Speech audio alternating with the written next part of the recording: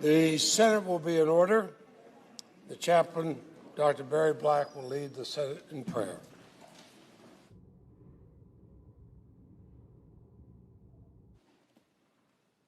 Let us pray. Eternal God, author of liberty, take control of this impeachment trial. Lord, permit the words of the New England poet James Russell Lowell to provide our Senate jurors with just one perspective. Lowell wrote, "Once to every man and nation comes the moment to decide. In the strife of truth with falsehood, for the good or evil side." Mighty God, could it really be that simple? Could it really be just truth striving against falsehood and good striving against evil? Powerful Redeemer, have mercy on our beloved land. We pray in your magnificent name. Amen. Please join me in the Pledge of Allegiance. I pledge allegiance to the flag of the United States of America and to the republic for which it stands, one nation, under God, indivisible, with liberty and justice for all.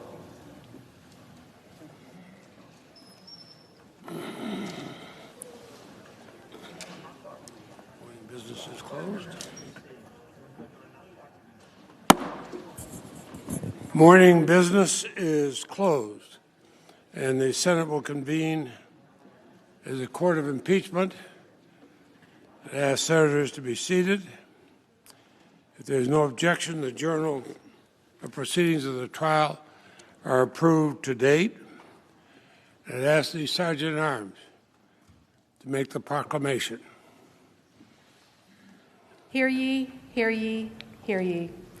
All persons are commanded to keep silence on pain of imprisonment while the Senate of the United States is sitting for the trial of the article of impeachment exhibited by the House of Representatives against Donald John Trump, former President of the United States.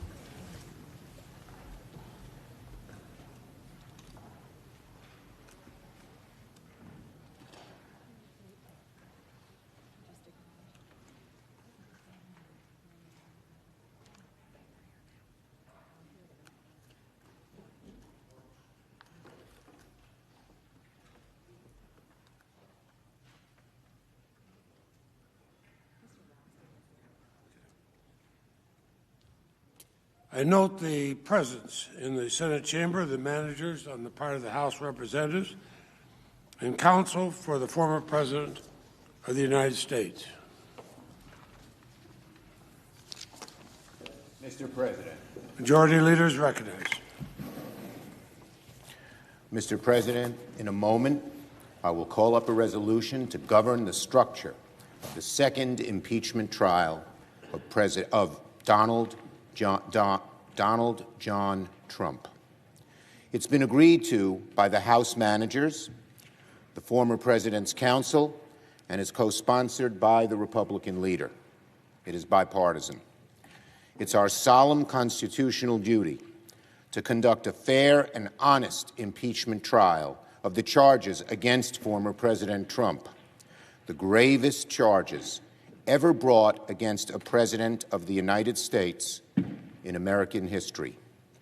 This resolution provides for a fair trial, and I urge the Senate to adopt it. Mr. President, I send a resolution to the desk on my behalf and that of the Republican leader for the organizing of the next phases of this trial. Clerk will report. Senate Resolution 47, to provide for related procedures concerning the article of impeachment against Donald John Trump, former President of the United States. The question occurs on the adoption of the resolution. I ask for the yeas and nays. Is there a sufficient second? There appears to be. There is a sufficient second. The clerk will call the roll. Ms. Baldwin. Aye. Ms. Baldwin, aye. Mr. Barrasso. Mr. Barrasso, aye. Mr. Bennett. Mr. Bennett, aye. Mrs. Blackburn. Mrs. Blackburn, aye. Mr. Blumenthal. Mr. Blumenthal, aye. Mr. Blunt. Mr. Blunt, aye. Mr. Booker. Mr. Booker, aye. Mr. Bozeman. Mr. Bozeman, aye. Mr. Braun. Mr. Braun, aye. Mr. Brown. Mr. Brown, aye. Mr. Burr. Mr. Burr, aye. Ms. Cantwell. Ms. Cantwell, aye. Mrs. Capito. Mrs. Capito, aye. Mr. Cardin. Mr. Cardin, aye. Mr. Carper. Mr. Carper, aye. Mr. Casey. Mr. Casey, aye. Mr. Cassidy. Ms. Collins. Ms. Collins, aye. Mr. Coons. Mr. Coons, aye. Mr. Cornyn. Mr. Cornyn, aye. Ms. Cortez Masto. Ms. Cortez Masto, aye. Mr. Cotton. Mr. Cotton, aye. Mr. Kramer. Mr. Kramer, aye. Mr. Crapo. Mr. Crapo, aye. Mr. Cruz. Mr. Cruz, no. Mr. Daines. Mr. Daines, aye. Ms. Duckworth. Ms. Duckworth, aye. Mr. Durbin. Mr. Durbin, aye. Ms. Ernst. Ms. Ernst, aye. Mrs. Feinstein. Mrs. Feinstein, aye. Mrs. Fisher. Mrs. Fisher, aye. Mrs. Gillibrand. Mrs. Gillibrand, aye. Mr. Graham. Mr. Graham, aye. Mr. Grassley. Mr. Grassley, aye. Mr. Haggerty. Mr. Haggerty, aye. Ms. Hassan. Ms. Hassan, aye. Mr. Hawley. Mr. Hawley, no. Mr. Heinrich. Mr. Heinrich, aye. Mr. Hickenlooper. Mr. Hickenlooper, aye. Ms. Hirono. Ms. Hirono, aye. Mr. Hoven. Mr. Hoven, aye. Mrs. Hyde-Smith. Mrs. Hyde-Smith, aye. Mr. Inhofe. Mr. Inhofe, aye. Mr. Johnson. Mr. Johnson, no. Mr. Kane. Mr. Kane, aye. Mr. Kelly. Mr. Kelly, aye. Mr. Kennedy. Mr. Kennedy, aye. Mr. King. Mr. King, aye. Ms. Klobuchar. Ms. Klobuchar, aye. Mr. Langford. Mr. Langford, aye. Mr. Leahy. Aye. Mr. Leahy, aye. Mr. Lee. Mr. Lee, No. Mr. Lujan? Mr. Lujan, aye. Ms. Lummis? Ms. Lummis, aye. Mr. Manchin? Mr. Manchin, aye. Mr. Markey? Mr. Markey, aye. Mr. Marshall? Mr. Marshall, no. Mr. McConnell? Mr. McConnell, aye. Mr. Menendez? Mr. Menendez, aye. Mr. Merkley? Mr. Merkley, aye. Mr. Moran? Mr. Moran, aye. Ms. Murkowski? Ms. Murkowski, aye. Mr. Murphy? Mr. Murphy, aye. Mrs. Murray? Mrs. Murray, aye. Mr. Ossoff? Mr. Ossoff, aye. Mr. Padilla? Mr. Padilla, aye. Mr. Paul? Mr. Paul, no. Mr. Peters? Mr. Peters, aye. Mr. Portman? Mr. Portman, aye. Mr. Reed? Mr. Reed, aye. Mr. Risch? Mr. Risch, aye. Mr. Romney? Mr. Romney, aye. Ms. Rosen? Ms. Rosen, aye. Mr. Rounds? Mr. Rounds, aye. Mr. Rubio? Mr. Rubio, no. Mr. Sanders? Mr. Sanders, aye. Mr. Sass? Mr. Sass, aye. Mr. Schatz?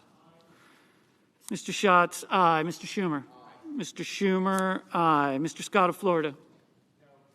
Mr. Scott of Florida, no. Mr. Scott of South Carolina? Mr. Scott of South Carolina, no. Mrs. Shaheen? Mrs. Shaheen, aye. Mr. Shelby? Mr. Shelby, aye. Ms. Sinema? Ms. Sinema, aye. Ms. Smith? Ms. Smith, aye. Ms. Stabenow? Ms. Stabenow, aye. Mr. Sullivan? Mr. Sullivan, aye. Mr. Tester? Mr. Tester, aye. Mr. Thune?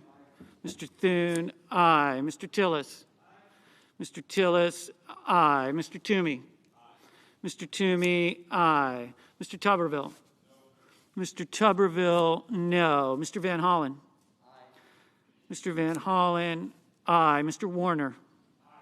Mr. Warner, aye. Mr. Warnock? Mr. Warnock, aye. Ms. Warren? Ms. Warren, aye. Mr. Whitehouse? Mr. Whitehouse, aye. Mr. Wicker? Mr. Wicker, aye. Mr. Wyden? Mr. Wyden, aye. Mr. Young? Mr. Young, aye. Mr. Cassidy? Mr. Cassidy, aye.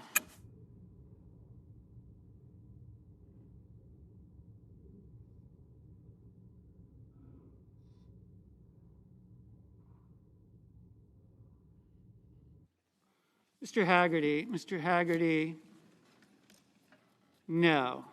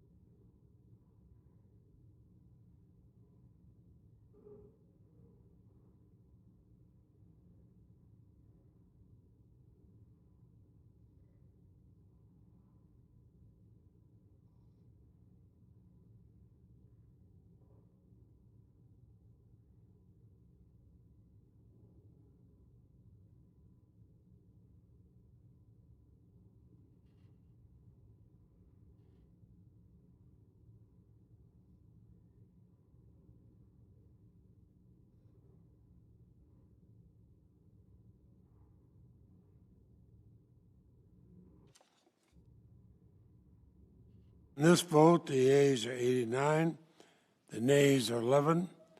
The resolution is agreed to. And pursuant to the provisions of Senate Resolution 47, there shall now be 4 hours of argument by the parties, equally divided, on the question of whether Donald John Trump is subject to the jurisdiction of a court of impeachment for acts committed while President of the United States, notwithstanding the expiration of his term in that office. Mr. Manager Raskin, are you a proponent or opponent of this question? I'm a proponent. Thank you. Mr. Castor, are you a proponent or opponent of this question? We're an opponent. Thank you. Then, Mr. Manager Raskin, your party may proceed first and will be able to reserve rebuttal time if you wish. Mr. Raskin, you're recognized.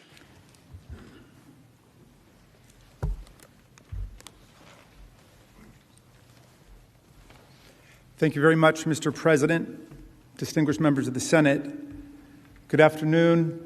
My name is Jamie Raskin. It's my honor to represent the people of Maryland's 8th Congressional District in the House and also to serve as the lead House manager. And, Mr. President, we will indeed reserve time for rebuttal. Thank you. Because I've been a professor of constitutional law for 3 decades, I know there are a lot of people who are dreading endless lectures about the Federalist Papers here. Please breathe easy, okay? I remember well W.H. Auden's line that a professor is someone who speaks while other people are sleeping. You will not be hearing extended lectures from me because our case is based on cold, hard facts. It's all about the facts. President Trump has sent his lawyers here today to try to stop the Senate from hearing the facts of this case. They want to call the trial over before any evidence is even introduced. Their argument is that if you commit an impeachable offense in your last few weeks in office, you do it with constitutional impunity. You get away with it. In other words, conduct that would be a high crime and misdemeanor in your first year as president, and your second year as president, and your third year as president, and for the vast majority of your fourth year as president, you can suddenly do in your last few weeks in office without facing any constitutional accountability at all. This would create a brand new January exception to the Constitution of the United States of America. A January exception. And everyone can see immediately why this is so dangerous. It's an invitation to the president to take his best shot at anything he may want to do on his way out the door, including using violent means to lock that door, to hang on to the Oval Office at all costs, and to block the peaceful transfer of power. In other words, the January exception is an invitation to our founders' worst nightmare. And if we buy this radical argument that President Trump's lawyers advance, we risk allowing January 6th to become our future. And what will that mean for America? Think about it. What will the January exception mean to future generations if you grant it? I'll show you.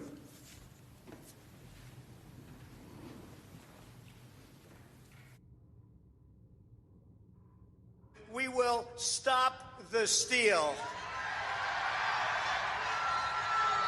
Today I will lay out just some of the evidence proving that we won this election, and we won it by a landslide. This was not a close election. And after this, we're going to walk down, and I'll be there with you. We're going to walk down. We're going to walk down to the Capitol. Yeah! Let's take the Capitol. Take the Capitol. Take the Capitol. We are going to the Capitol, where our problems are. It's that direction.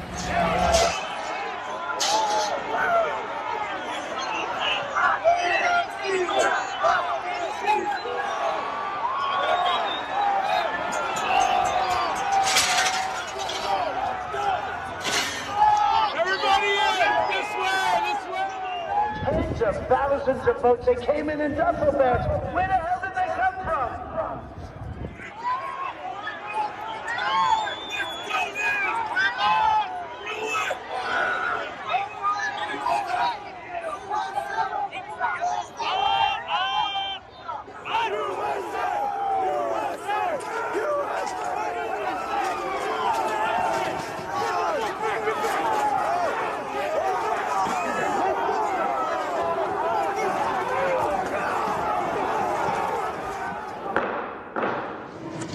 Madam Speaker, the Vice President and the United States Senate.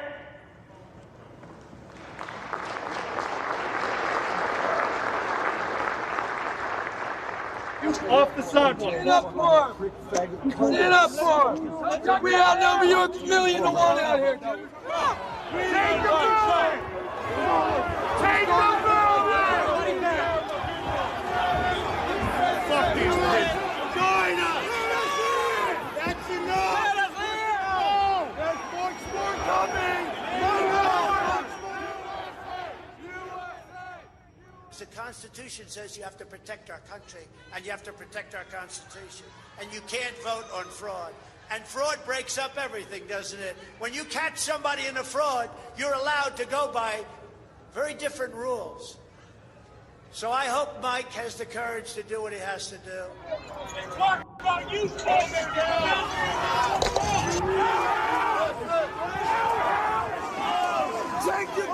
And we fight. We fight like hell. And if you don't fight like hell, you're not going to have a country anymore. Fuck you, Fuck you,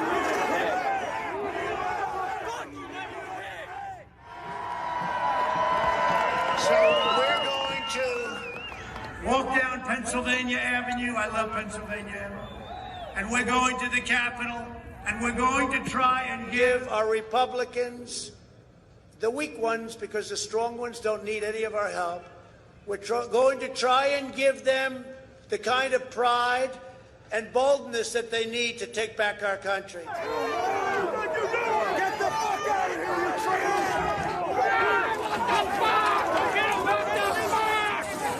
Majority Leader. We're debating a step that has never been taken in American history.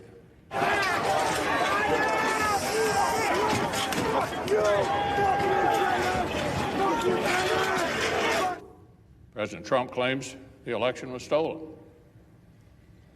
The assertions range from specific local allegations to constitutional arguments to sweeping conspiracy theories.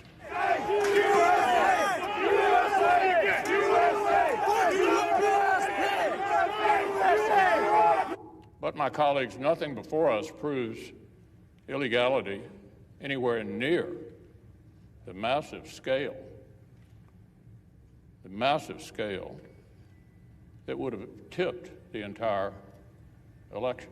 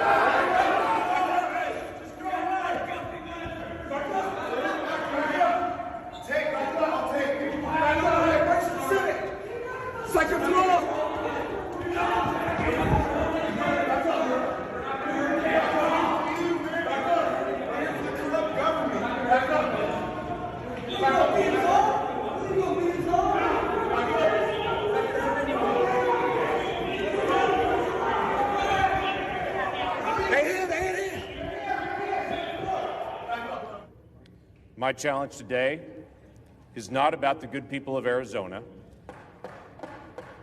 And it will stand in recess until the call of the chair. We'll pause. Protesters are in the building. Thank you.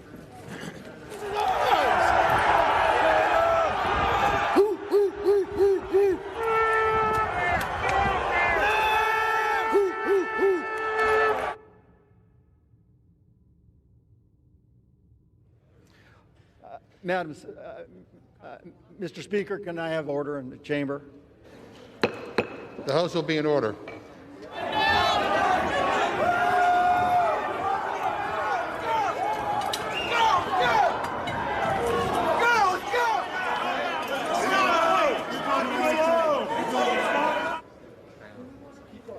The House will be in order. Okay.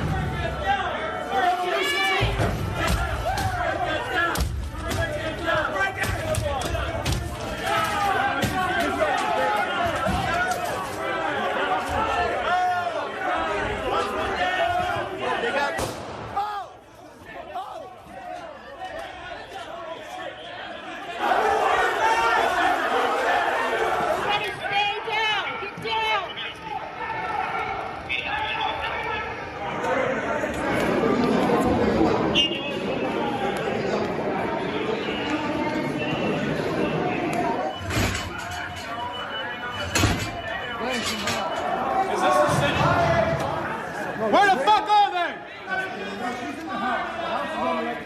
There's gotta be something in here we can fucking use against these scumbags. That's what we fucking need to have 30,000 guns up here. Next trip. That's what we need.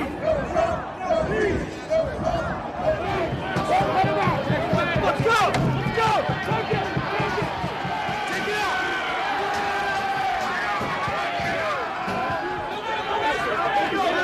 Use the shield! Use the shield! Use the shield! We need fresh patriots to the front!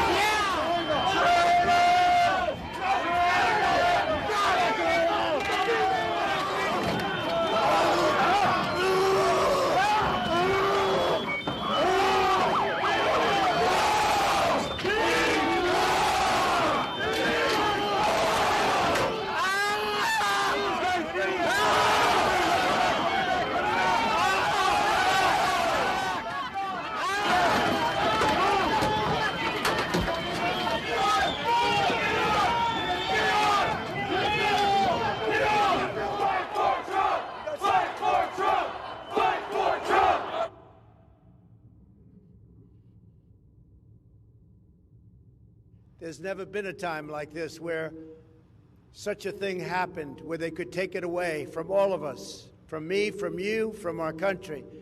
This was a fraudulent election, but we can't play into the hands of these people. We have to have peace. So go home. We love you. You're very special. You've seen what happens. You see the way others are treated that are so bad and so evil. I know how you feel. But go home and go home in peace.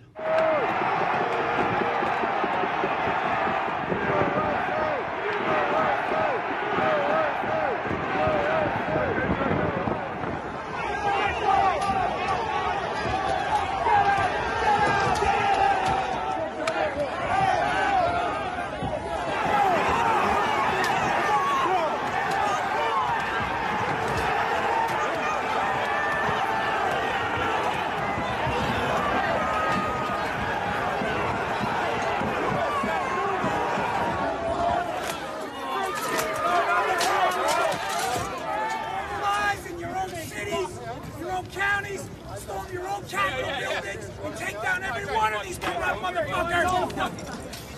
Hang up!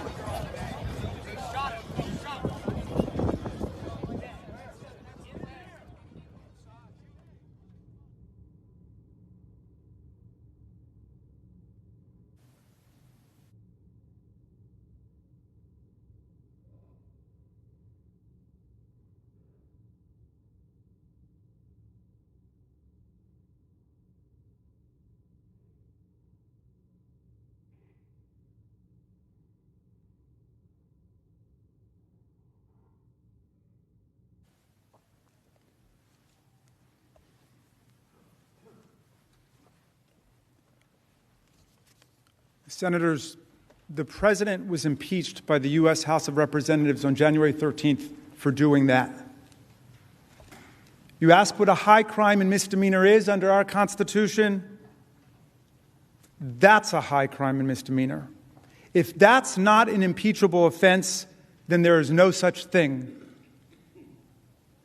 And if the president's arguments for a January exception are upheld, then even if everyone agrees that he's culpable for these events, even if the evidence proves, as we think it definitively does, that the president incited a violent insurrection on the day Congress met to finalize the presidential election, he would have you believe there is absolutely nothing the Senate can do about it. No trial, no facts.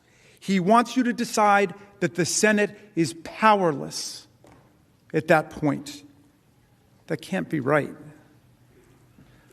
The transition of power is always the most dangerous moment for democracies. Every historian will tell you that. We just saw it in the most astonishing way. We lived through it. And you know what? The framers of our Constitution knew it. That's why they created a Constitution with an oath written into it that binds the president from his very first day in office until his very last day in office and every day in between. Under that Constitution and under that oath, the President of the United States is forbidden to commit high crimes and misdemeanors against the people at any point that he's in office. Indeed, that's one specific reason the impeachment, conviction, and disqualification powers exist: to protect us against presidents who try to overrun the power of the people in their elections and replace the rule of law with the rule of mobs. These powers must apply even if the president commits his offenses in his final weeks in office. In fact, that's precisely when we need them the most, because that's when elections get attacked. Everything that we know about the language of the Constitution, the framers' original understanding and intent, prior Senate practice, and common sense confirms this rule. Let's start with the text of the Constitution, which in Article 1, Section 2 gives the House the sole power of impeachment when the president commits high crimes and misdemeanors. We exercised that power on January 13th. The president, it is undisputed, committed his offense while he was president. And it is undisputed that we impeached him while he was president. There can be no doubt that this is a valid and legitimate impeachment. And there can be no doubt that the Senate has the power to try this impeachment. We know this because Article 1, Section 3 gives the Senate the sole power to try all impeachments. The Senate has the power, the sole power, to try all impeachments. All means all, and there are no exceptions to the rule. Because the Senate has jurisdiction to try all impeachments, it most certainly has jurisdiction to try this one. It's really that simple. The vast majority of constitutional scholars who've studied the question and weighed in on the proposition being advanced by the president, this January exception, heretofore unknown, agree with us. And that includes the nation's most prominent conservative legal scholars, including former 10th Circuit Judge Michael McConnell, the co-founder of the Federalist Society, Stephen Calabresi, Ronald Reagan Solicitor General Charles Freed, luminary Washington lawyer Charles Cooper, among hundreds of other constitutional lawyers and professors. I commend the people I named, their recent writings to you in the newspapers over the last several days. And all of the key precedents, along with detailed explanation of the constitutional history and textual analysis, appear in the trial brief we filed last week and the reply brief that we filed very early this morning. I'll spare you a replay, but I want to highlight a few key points from constitutional history that strike me as compelling in foreclosing President Trump's argument that there's a secret January exception hidden away in the Constitution. The first point comes from English history, which matters because, as Hamilton wrote, England provided the model from which the idea of this institution has been borrowed. And it would have been immediately obvious to anyone familiar with that history that former officials could be held accountable for their abuses while in office. Every single impeachment of a government official that occurred during the framers' lifetime concerned a former official. A former official. Indeed, the most famous of these impeachments occurred while the framers gathered in Philadelphia to write the Constitution. It was the impeachment of Warren Hastings, the former Governor General of the British colony of Bengal, and a corrupt guy. The framers knew all about it, and they strongly supported the impeachment. In fact, the Hastings case was invoked by name at the convention. It was the only specific impeachment case that they discussed at the convention. It played a key role in their adoption of the high crimes and misdemeanors standard. And even though everyone there surely knew that Hastings had left office 2 years before his impeachment trial began, not a single framer, not one, raised a concern when Virginian George Mason held up the Hastings impeachment as a model for us in the writing of our Constitution. The early state constitutions supported the idea, too. Every single state constitution in the 1780s either specifically said that former officials could be impeached or were entirely consistent with the idea. In contrast, not a single state constitution prohibited trials of former officials. As a result, there was an overwhelming presumption in favor of allowing legislatures to hold former officials accountable in this way. Any departure from that norm would have been a big deal, and yet there's no sign anywhere that that ever happened. Some states, including Delaware, even confined impeachment only to officials who had already left office. This confirms that removal was never seen as the exclusive purpose of impeachment in America. The goal was always about accountability, protecting society, and deterring official corruption. Delaware matters for another reason. Writing about impeachment in the Federalist Papers, Hamilton explained that the President of America would stand upon no better ground than a governor of New York and upon worse ground than the governors of Maryland and Delaware. He thus emphasized that the president is even more accountable than officials in Delaware, where, as I noted, the Constitution clearly allowed impeachment of former officials. And nobody involved in the convention ever said that the framers meant to reject this widely accepted, deeply rooted understanding of the word impeachment when they wrote it into our Constitution. The convention debates instead confirm this interpretation. There, while discussing impeachment, the framers repeatedly returned to the threat of presidential corruption aimed directly at elections, the heart of self-government.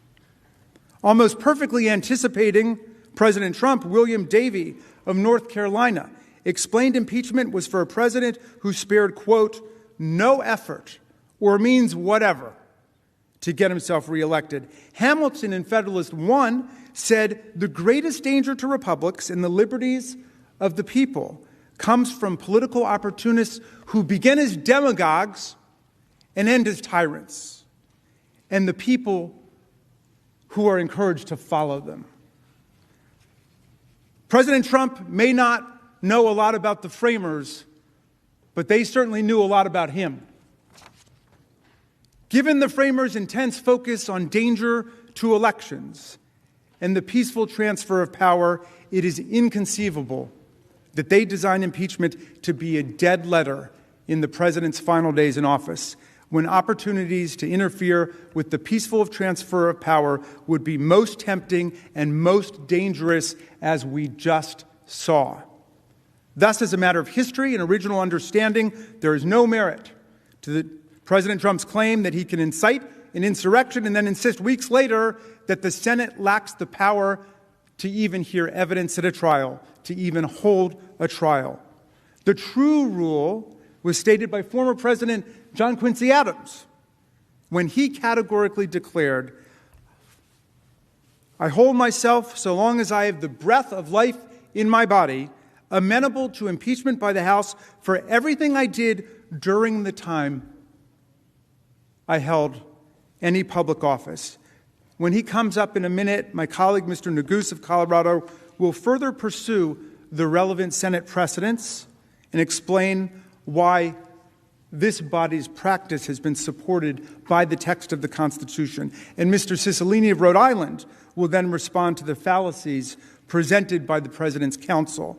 And after these gentlemen speak, I will return to discuss the importance, the fundamental importance of the Senate rejecting President Trump's argument for the preservation of democratic self-government and the rule of law in the United States of America. I now will turn it over to my colleague, Mr. Neguse of Colorado. Do I have to recognize him? No. Okay.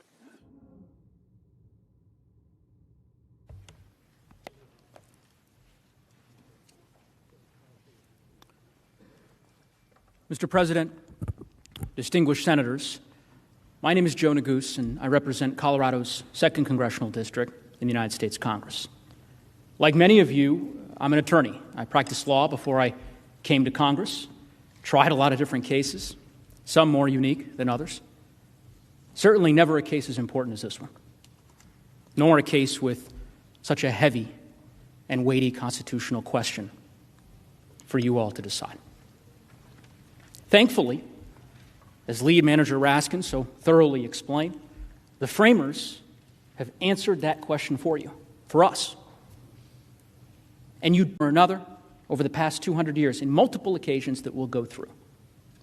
Over 150 constitutional scholars, experts, judges, conservative, liberal, you name it, they overwhelmingly have reached the same conclusion that, of course, you can try, convict, and disqualify a former president. And that makes sense, because the text of the Constitution makes clear there is no January exception to the impeachment power. That presidents can't commit grave offenses in their final days and escape any congressional response. That's not how our Constitution works. Let's start with the precedent, with what has happened in this very chamber. I'd like to focus on just 2 cases. I'll go through them quickly. One of them is the nation's very first impeachment case, which actually was of a former official. In 1797, about a decade after our country had ratified our Constitution, there was a senator from Tennessee by the name of William Blount who was caught conspiring with the British to try to sell Florida and Louisiana. Ultimately, President Adams caught him. He turned over the evidence to Congress. 4 days later, the House of Representatives impeached him. A day after that, this body, the United States Senate, expelled him from office. So he was very much a former official. Despite that, the House went forward with its impeachment proceeding in order to disqualify him from ever again holding federal office. And so the Senate proceeded with the trial, with none other than Thomas Jefferson presiding. Now, Blount argued that the Senate couldn't proceed because he had already been expelled. But here's the interesting thing. He expressly disavowed any claim that former officials can't ever be impeached. I mean, unlike President Trump, he was very clear that he respected and understood that he could not even try to argue that ridiculous position. Even impeached Senator Blount recognized the inherent absurdity of that view. Here's what he said. I certainly never shall contend that an officer may first commit an offense and afterwards avoid by resigning his office. That's the point. And there was no doubt because the founders were around to confirm that that was their intent and the obvious meaning of what is in the Constitution. Fast forward 80 years later, arguably the most important precedent that this body has to consider. The trial of former Secretary of War William Belknap. I'm not going to go into all the details, but just in short, in 1876, the House discovered that he was involved in a massive kickback scheme. Hours before the House committee that discovered this conduct released its report documenting the scheme, Belknap literally rushed to the White House to resign, tender his resignation to President Ulysses Grant, to avoid any further inquiry into his misconduct, and of course, to avoid being disqualified from holding federal office in the future. Well, later that day, aware of the resignation, what did the House do? The House moved forward and unanimously impeached him, making clear its power to impeach a former official. And when his case reached the Senate, this body, Belknap made the exact same argument that President Trump is making today. That you all lack jurisdiction, any power to try him because he's a former official. Now, many senators at that time, when they heard that argument, literally they were sitting in the same chairs you all are sitting in today. They were outraged by that argument. Outraged. You can read their comments in the record. They knew it was a dangerous, dangerous argument with dangerous implications. It would literally mean that a president could betray their country, leave office, and avoid impeachment and disqualification entirely. And that's why, in the end, the United States Senate decisively voted that the Constitution required them to proceed with the trial. The Belknap case is clear precedent that the Senate must proceed with this trial since it rejected pretrial dismissal, affirmed its jurisdiction, and moved to a full consideration of the merits. Now, Belknap ultimately was not convicted, but only after a thorough public inquiry into his misconduct, which created a record of his wrongdoing. It ensured his accountability and deterred anyone else from considering such corruption by making clear that it was intolerable. The trial served important constitutional purposes. Now, given that precedent that I've described to you, given all that that precedent imparts, you could imagine my surprise, Lead Manager Raskin's surprise, when we were reviewing the trial brief filed by the president, in which his counsel insists that the Senate actually didn't decide anything in the Belknap case. They say, these are not my words, I'll quote from their trial brief, it cannot be read as foreclosing an argument that they never dealt with. Never dealt with? The Senate didn't debate this question for 2 hours. The Senate debated this very question for 2 weeks. The Senate spent an additional 2 weeks deliberating on the jurisdictional question. And at the end of those deliberations, they decided decisively that the Senate has jurisdiction and that it could proceed, that it must proceed to a full trial. And by the way, unlike Belknap, as we know, President Trump was not impeached for run-of-the-mill corruption, misconduct. He was impeached for inciting a violent insurrection. An insurrection where people died in this building. An insurrection that desecrated our seat of government. And if Congress were just to stand completely aside in the face of such an extraordinary crime against the Republic, it would invite future presidents to use their power without any fear of accountability. And none of us, I know this, none of this, no matter our party or our politics, wants that. Now, we've gone through the highlights of the precedent, and I think it's important that you know, as Lead Manager Raskin mentioned, that scholars overwhelmingly who have reviewed this same precedent have all come to the same conclusion, that the Senate must hear this case. Let's go through just a few short examples. To start, all of us, I know, are familiar with the Federalist Society. Some of you may know Stephen Calabrese personally. He's the co-founder of the Federalist Society. He actually was the chairman of the board in 2019. He was the first president of the Yale Federalist Society chapter board, a position that I understand Senator Hawley later held. Here is what Mr. Calabrese has to say.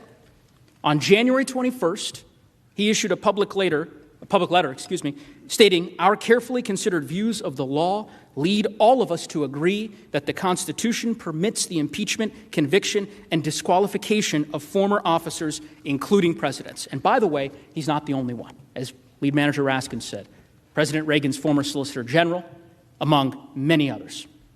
Another prominent conservative scholar, known to many of you, again personally, is former 10th Circuit Court of Appeals judge, my circuit, Judge Michael McConnell. He was nominated by President George W. Bush. He was confirmed by this body unanimously. Senator Hatch, many of you served with, he had this to say about Judge McConnell, that he's an honest man. He calls it as he sees it, and he's beholden to no one and no group. Well, what does Judge McConnell have to say about the question that you're debating this afternoon? He said the following: "Given the impeachment of Mr. Trump was legitimate, the text makes clear that the Senate has power to try that impeachment." You heard Lead Manager Raskin mention another lawyer, Chuck Cooper. He's a prominent conservative lawyer here in Washington, has represented former Attorney General Jeff Sessions, House Minority Leader Kevin McCarthy. He issued an editorial just 2 days ago, very powerful, observing that scholarship in this question has matured substantially, and that ultimately the arguments that President Trump is championing are beset by serious weaknesses. Finally, we've gone through a lot of scholars. I'll finish on this one. There's another scholar that I know some of you know, and some of you have actually spoken with recently. Up until just a few weeks ago, he was a recognized champion of the view that the Constitution authorizes the impeachment of former officials, and that is Professor Jonathan Turley. Let me show you what I mean. These are his words. First, in a very detailed study, thorough study, he explained that, quote, "The resignation from office does not prevent trial on articles of impeachment." That's Professor Turley's words. Same piece. He celebrated the Belknap trial. He described it as a corrective measure that helped the system regain legitimacy. He wrote another article. He's written several on this topic. This one is actually, it's a 146-page study, very detailed. And in that study, he said, quote, that the decision in Belknap was correct in its view that impeachment historically had extended to former officials, such as Warren Hastings, who you heard Lead Manager Raskin describe. In fact, as you can see, Professor Turley argued that the House could have impeached and the Senate could have tried Richard Nixon after he resigned. His quote on this, very telling, quote, "Future presidents could not assume that mere resignation would avoid a trial of their conduct in the United States Senate." Finally, last quote from Professor Turley, that no man in no circumstance can escape the account which he owes to the laws of his country. Not my words, not Lead Manager Raskin's words, Professor Jonathan Turley's words. I agree with him because he's exactly right. Now, a question one might reasonably ask after going through all those quotes from such noted jurists and scholars is, why is there such agreement on this topic?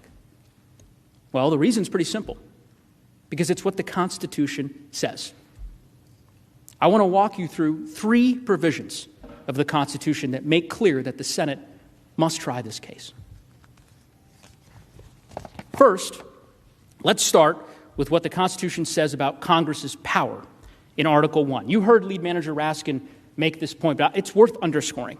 Article 1, Section 2 gives the House the sole power of impeachment. Article 1, Section 3 gives the Senate the sole power to try all impeachments. Now, based on President Trump's argument, one would think that language includes caveats, exceptions, but it doesn't. It doesn't say impeachment of current civil officers. It doesn't say impeachment of those still in office. The framers didn't mince words. They provided express, absolute, unqualified grants of jurisdictional power to the House to impeach and to the Senate to try all impeachments. Not some, all. Former Judge McConnell, judge that we talked about earlier, he provides a very effective textual analysis of this provision. You can see it up here on the slide. And I'll just give you the highlight. He says, and I'll quote, this is Judge McConnell, "Given that the impeachment of Mr. Trump was legitimate, the text makes clear that the Senate has power to try that impeachment." Now, again, here is what is pretty interesting, me at least. When we presented this argument in our trial brief, which we filed over a week ago, well, we laid it out, again, step by step, so that you could consider it and so that opposing counsel could consider it as well. We received President Trump's response yesterday, and the trial brief offers no rebuttal to this point. None.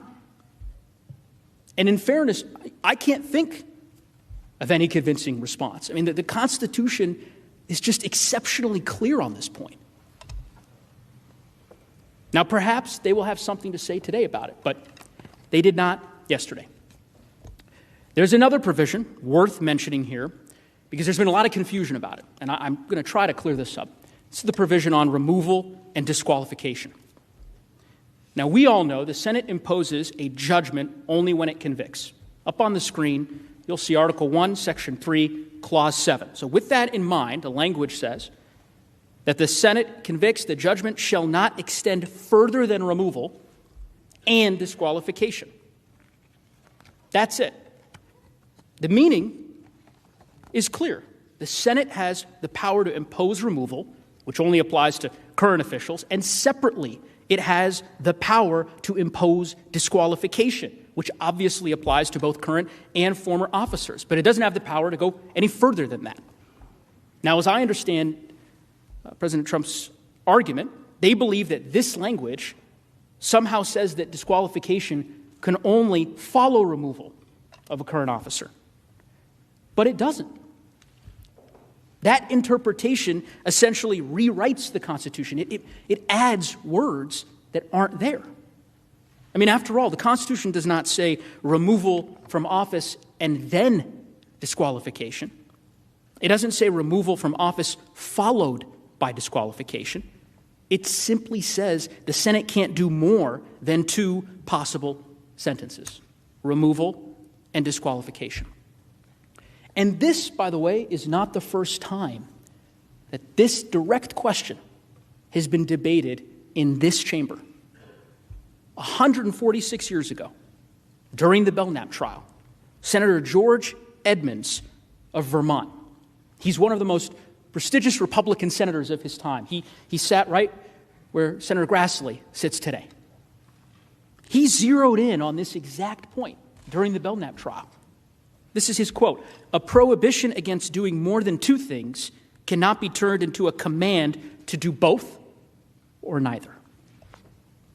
And just imagine the consequences of such an absurd interpretation of the Constitution. I mean, if President Trump were right about that language, then officials could commit the most extraordinary, destructive offenses against the American people, high crimes and misdemeanors. They'd have total control over whether they can ever be impeached, and if they are, whether the Senate can try the case.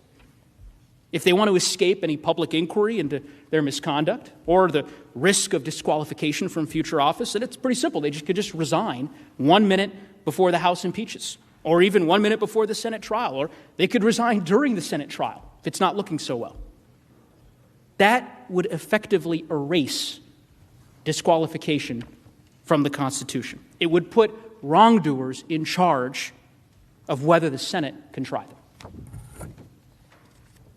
Third and final reason why President Trump must stand trial: provision of Article 1 of the Constitution.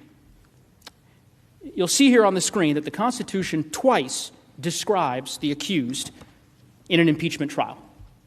Here's what I want you to focus on. The interesting thing is, notice the words. It refers to a person and a party being impeached. Now, again, we know that the framers gave a lot of thought to the words that they chose. They even had a style committee during the Constitutional Convention. They could have written civil officers here. I mean, they did that elsewhere in the Constitution. That would have ultimately limited impeachment trials to current officials. But instead, they used broader language to describe who could be tried by the United States Senate. So who could be put on trial for impeachment other than civil officers? Who else could a person or a party be? Well, really, there's only one possible answer: former officers. And again, that actually might explain why, during the Belknap trial, Senator Thomas Bayard of Delaware, he later became the Secretary of State of the United States. He sat right where Senator Carper is sitting now. He found this point so compelling that he felt compelled to speak out on it. And during the trial, he concluded that the Constitution must allow the impeachment and trial of people and parties who are not civil officers. And the only group that could possibly encompass was former officials like Belknap. And of course, here, like President Trump. And just so we're clear, in full disclosure, this is another argument that was not addressed by President Trump in his rebuttal. And we know why they didn't.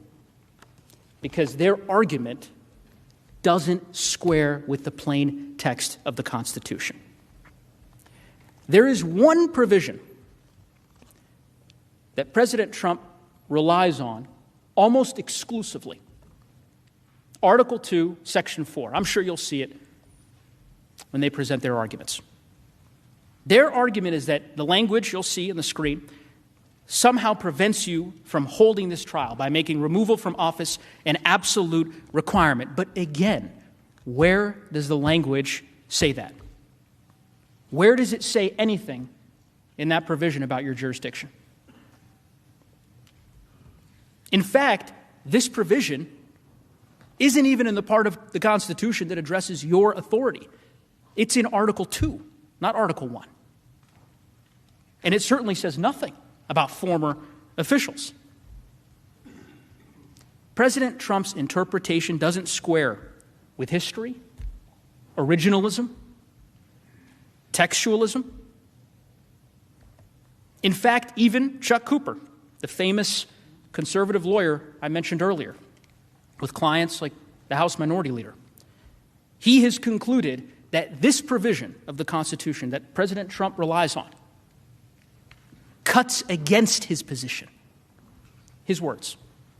And that's because, as Cooper says, Article 2, Section 4 means just what it says. I mean, the first half describes what an official must do to be impeached, namely commit high crimes and misdemeanors. And the second half describes what happens when civil officers of the United States, including the sitting president, are convicted.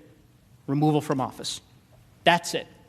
In Cooper's words, it simply establishes what is known in criminal law as a mandatory minimum punishment. It says nothing about former officials, nothing at all. Given all of that, it is not surprising that in President Trump's legal trial brief, 75-page brief, they struggled to find any professors to support their position. They did cite one professor, though, Professor Kalt. He's an expert in this field, who they claimed agreed with them that the only purpose of impeachment is removal. Professor Kalt's position, which they had to have known because it's in the article that they cite in the brief, is that removal is, quote, not the sole end of impeachment. Actually, in that same article, he describes the view advocated by President Trump's lawyers as having deep flaws. And again, you do not have to take my word for it. You can take Professor Kalt's word for it, the professor they cited in their brief filed yesterday, because he tweeted about it. And on the screen here, this is what he had to say. I'm not going to read through it in great detail. I'll just simply give you the highlights. President Trump's brief cites my 2001 article on late impeachment a lot, but in several places, they misrepresent what I wrote quite badly. There are multiple examples of such flat-out misrepresentations.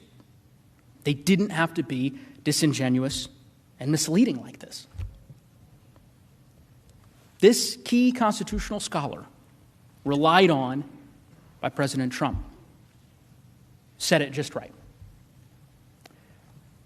I have explained in great detail the many reasons why the argument that President Trump advocates for here today is wrong.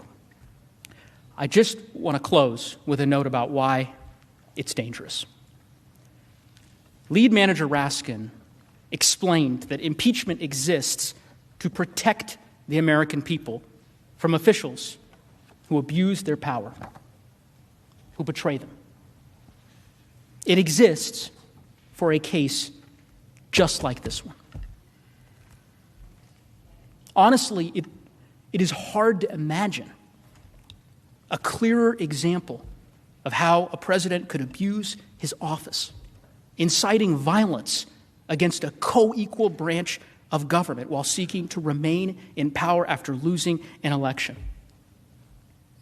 Sitting back and watching it unfold. We all know the consequences. Like every one of you, I was in the Capitol on January 6th. I was on the floor with Lead Manager Raskin. Like every one of you, I was evacuated as this violent mob stormed the Capitol's gates.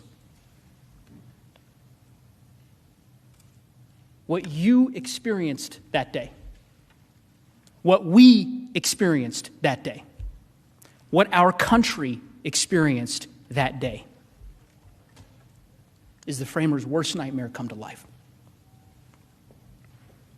Presidents can't inflame insurrection in their final weeks and then walk away like nothing happened. And yet that is the rule that President Trump asks you to adopt. I urge you, we urge you, to decline his request, to vindicate the Constitution, to let us try this case.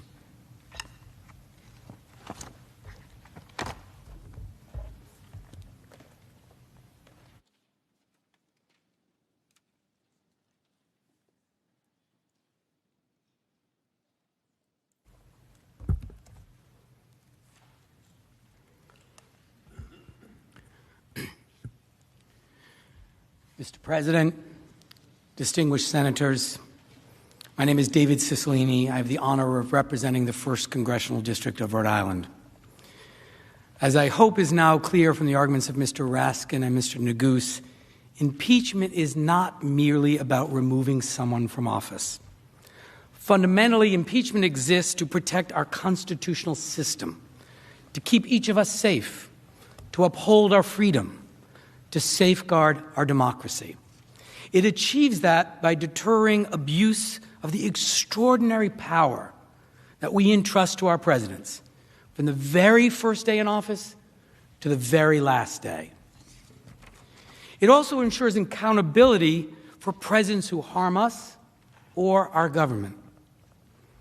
In the aftermath of a tragedy, it allows us an opportunity to come together and to heal by working through what happened and reaffirming our constitutional principles.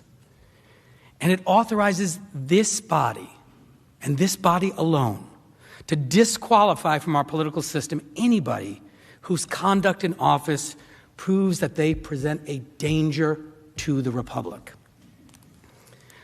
But impeachment would fail to achieve these purposes if you created, for the first time ever, despite the words of the framers and the Constitution, a January exception, as Mr. Raskin explained. Now, I was a former defense lawyer for many years, and I can understand why President Trump and his lawyers don't want you to hear this case, why they don't want you to see the evidence. But the argument that you lack jurisdiction rests on a purely fictional loophole, purely fictional, designed to allow the former president to escape all accountability for conduct that is truly indefensible under our Constitution. You saw the consequences of his actions on the video that we played earlier.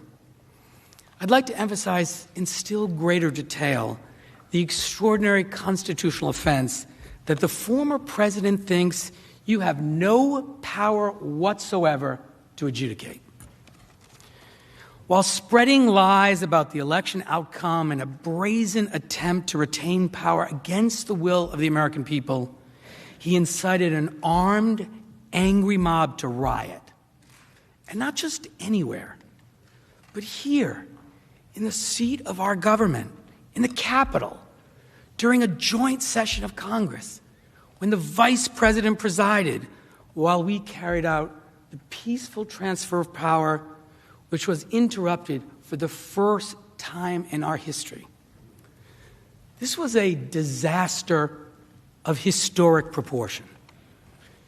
It was also an unforgivable betrayal of the oath of office of President Trump, the oath he swore, an oath that he sullied and dishonored to advance his own personal interests. And make no mistake about it, as you think about that day, things could have been much worse. As one senator said, they could have killed all of us. It was only the bravery and sacrifice of the police who suffered deaths and injuries as a result of President Trump's actions that prevented greater tragedy. At trial, we will prove with overwhelming evidence that President Trump is singularly and directly responsible for inciting the assault on the Capitol. We will also prove that his dereliction of duty, his desire to seek personal advantage from the mayhem, and his decision to issue tweets further inciting the mob, attacking the vice president, all compounded the already enormous damage. Now, virtually every American who saw those events unfold on television was absolutely horrified by the events of January 6th. But we also know how President Trump himself felt about the attack. He told us. Here's what he tweeted at 6:01 as the Capitol was in shambles and as dozens of police officers and other law enforcement officers lay battered and bruised and bloodied. Here's what he said. "These are the things and events that happen when a sacred landslide election victory is so unceremoniously and viciously stripped away from great patriots who have been badly and unfairly treated for so long. Go home with love and in peace. Remember this day forever. Every time I read that tweet, it chills me to the core. The President of the United States sided with the insurrectionists. He celebrated their cause. He validated their attack. He told them, remember this day forever. Hours after they marched through these halls looking to assassinate Vice President Pence, the Speaker of the House, and any of us they could find. Given all that, it's no wonder that President Trump would rather talk about jurisdiction and a supposed January exception, rather than talk about what happened on January 6th. Make no mistake, his arguments are dead wrong. They're distractions from what really matters. The Senate can and should require President Trump to stand trial. My colleagues have already addressed many of President Trump's efforts to escape trial. I'd like to cover the remainder and then address the broader issues at stake in this trial. For starters, in an extension of his mistaken reading of the Constitution, President Trump insists that he cannot face trial in the Senate because he's merely a private citizen. He references here the Bill of Attainder clause. But as Mr. Neguse just explained, the Constitution refers to the defendant in an impeachment trial as a person and a party, and certainly he counts as one of those. Let's also apply some common sense. There's a reason that he now insists on being called the 45th President of the United States rather than Citizen Trump. He isn't a randomly selected private citizen. He's a former officer of the United States government. He's a former President of the United States of America. He's treated differently under a law called the Former Presidents Act. For 4 years, we trusted him with more power than anyone else on earth. As a former president who promised on a Bible to use his power faithfully, he can and should answer for whether he kept that promise while bound by it in office. His insistence otherwise is just wrong. And so is his claim that there's a slippery slope to impeaching private citizens if you proceed. The trial of a former official for abuses he committed as an official, arising from an impeachment that occurred while he was an official, poses absolutely no risk whatsoever of subjecting a private citizen to impeachment for their private conduct. To emphasize the point, President Trump was impeached while he was in office for conduct in office, period. The alternative, once again, is this January exception, in which our most powerful officials can commit the most terrible abuses and then resign to leave office and suddenly claim that they're just a private citizen who can't be held accountable at all. In the same vein, President Trump and his lawyers argue that he shouldn't be impeached because it will set a bad precedent for impeaching others. But that slippery slope argument is also incorrect. For centuries, the prevailing view has been that former officials are subject to impeachment, and you just heard a full discussion of that. The House has repeatedly acknowledged that fact. But in the vast majority of cases, the House has rightly recognized that an official's resignation or departure makes the extraordinary step of impeachment unnecessary and maybe even unwise.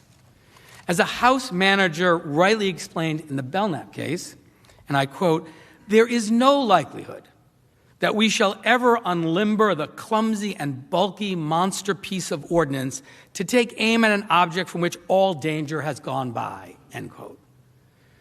President Trump's case, though, is different. The danger has not gone by. His threat to democracy makes any prior abuse by any government official pale in comparison. Moreover, allowing his conduct to pass without the most decisive response would itself create an extraordinary danger to the nation. inviting further abuse of power, and signaling that the Congress of the United States is unable or unwilling to respond to insurrection incited by the president. Think about that. To paraphrase Justice Robert Jackson, who said that that precedent that I just described would lie about like a loaded weapon ready for the hand of any future president who decided in his final months to make a play for unlimited power. Think of the danger. Here is the rare case in which love of the Constitution and commitment to our democracy required the House to impeach. It's for the same reason the Senate can and must try this case. Next, President Trump will assert that it somehow is significant or it matters that the Chief Justice isn't presiding over this trial. Let me state this very plainly. It does not matter. It is not significant. Under Article 1, Section 3, when the President of the United States is tried, the Chief Justice shall preside. There is only one person who is President of the United States at a time. Right now, Joseph R. Biden, Jr. is the 46th President of the United States. As a result, the requirement that the Chief Justice preside isn't triggered. Instead, the normal rules of any impeachment of anyone other than the sitting president apply. And under those rules, the President pro tem, Senator Leahy, can preside. And of course, this makes perfect sense.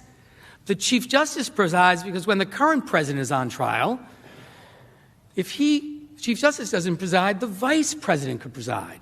And it would be a conflict for someone to preside over a trial that would become president if there was a conviction. So there isn't that concern when you have a former president on trial, or for that matter, when you have anyone on trial other than the current president, which is why the Chief Justice presides only in that single case, and why this is exactly the presiding officer the Constitution and the Senate rules require. As a fallback, President Trump and his lawyers may argue today that he should get a free pass on inciting an armed insurrection against the United States government and endangering Congress because, as he would put it, this impeachment is somehow unconstitutional.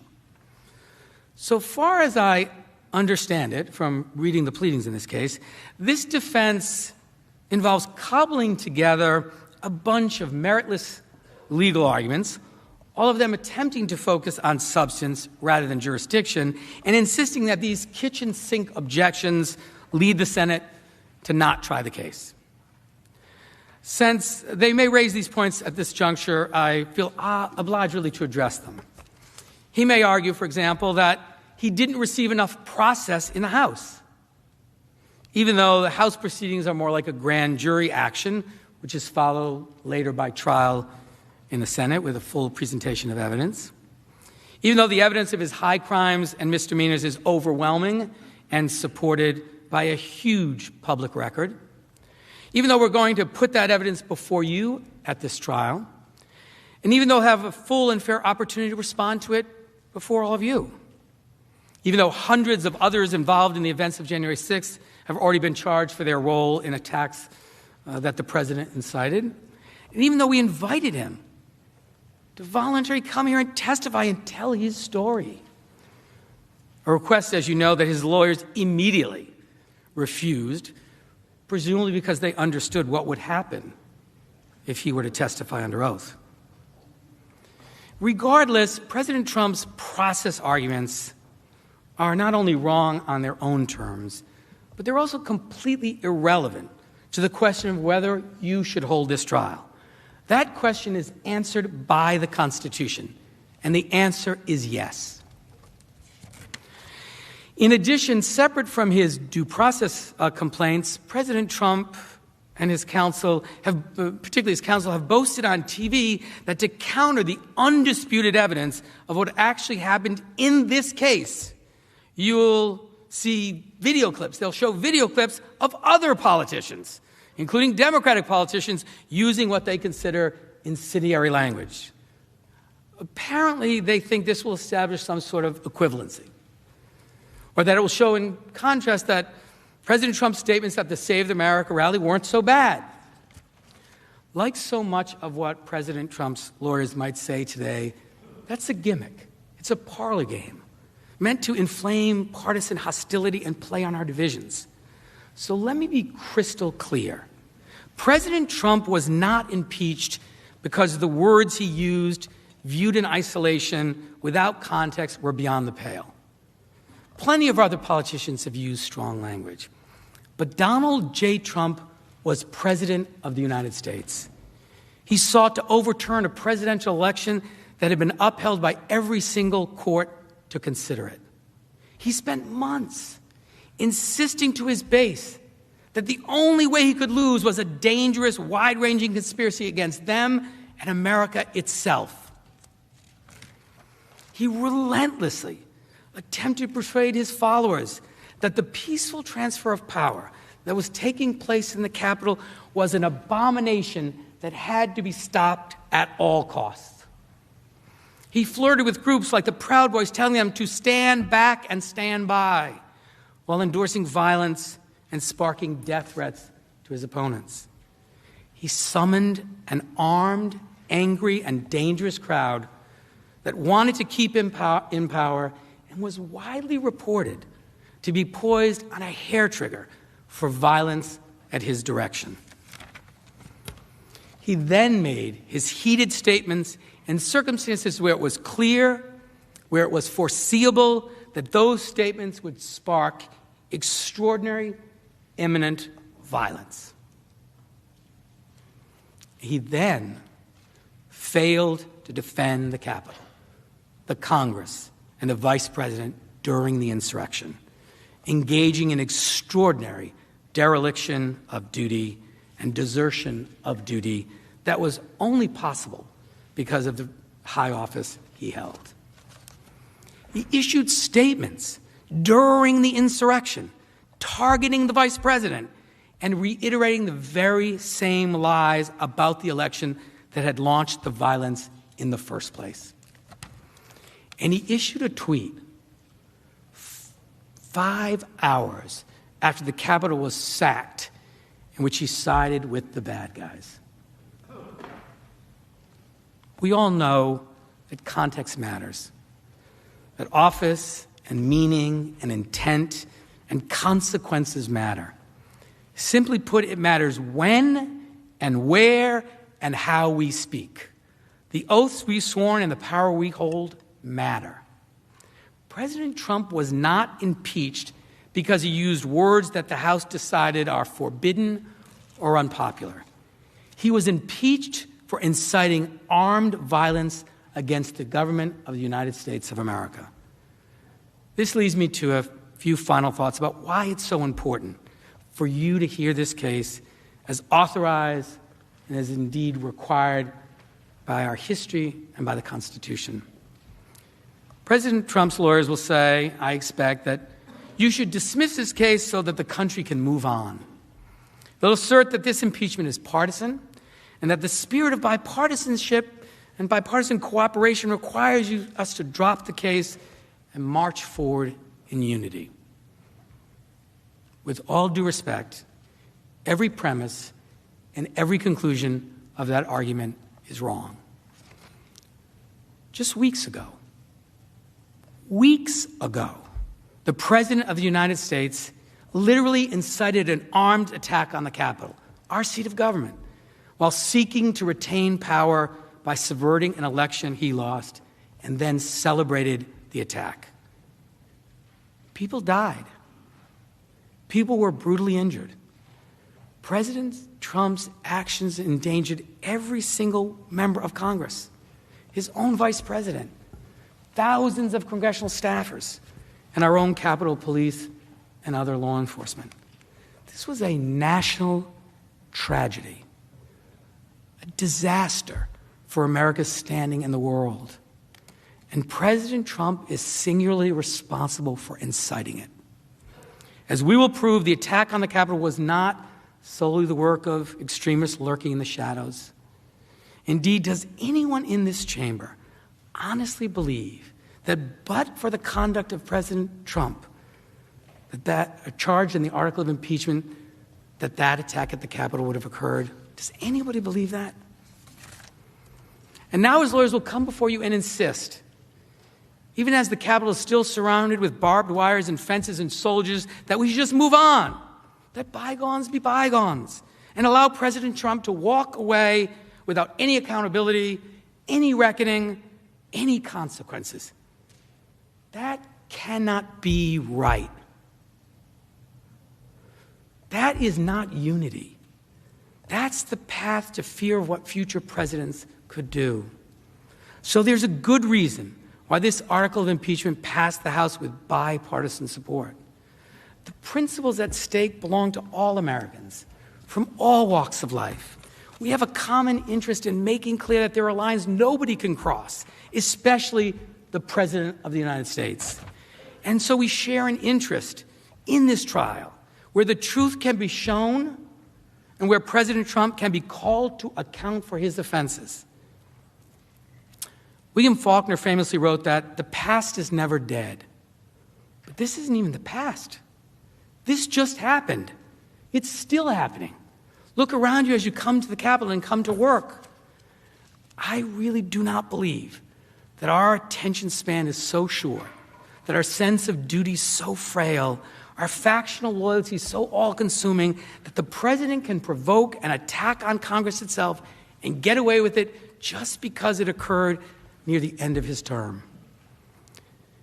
After a betrayal like this, there cannot be unity without accountability. And this is exactly what the Constitution calls for. The framers' original understanding, this chamber's own precedent, and the very words used in the Constitution all confirm unquestionably, indisputably, that President Trump must stand trial for his high crimes and misdemeanors against the American people. We cannot continue down the path of partisanship and division that has turned the Capitol into an armed fortress. Senators, it now falls to you to bring our country together by holding this trial, and once all the evidence is before you, by delivering justice. Thank you.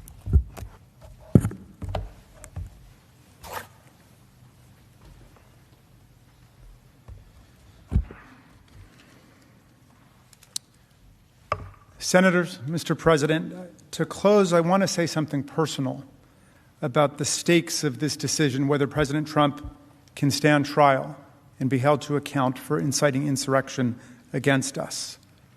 This trial is personal indeed for every senator, for every member of the House, every manager, all of our staff, the Capitol Police, the Washington, D.C. Metropolitan Police, the National Guard, maintenance and custodial crews, the print journalists and TV people who were here, and all of our families and friends.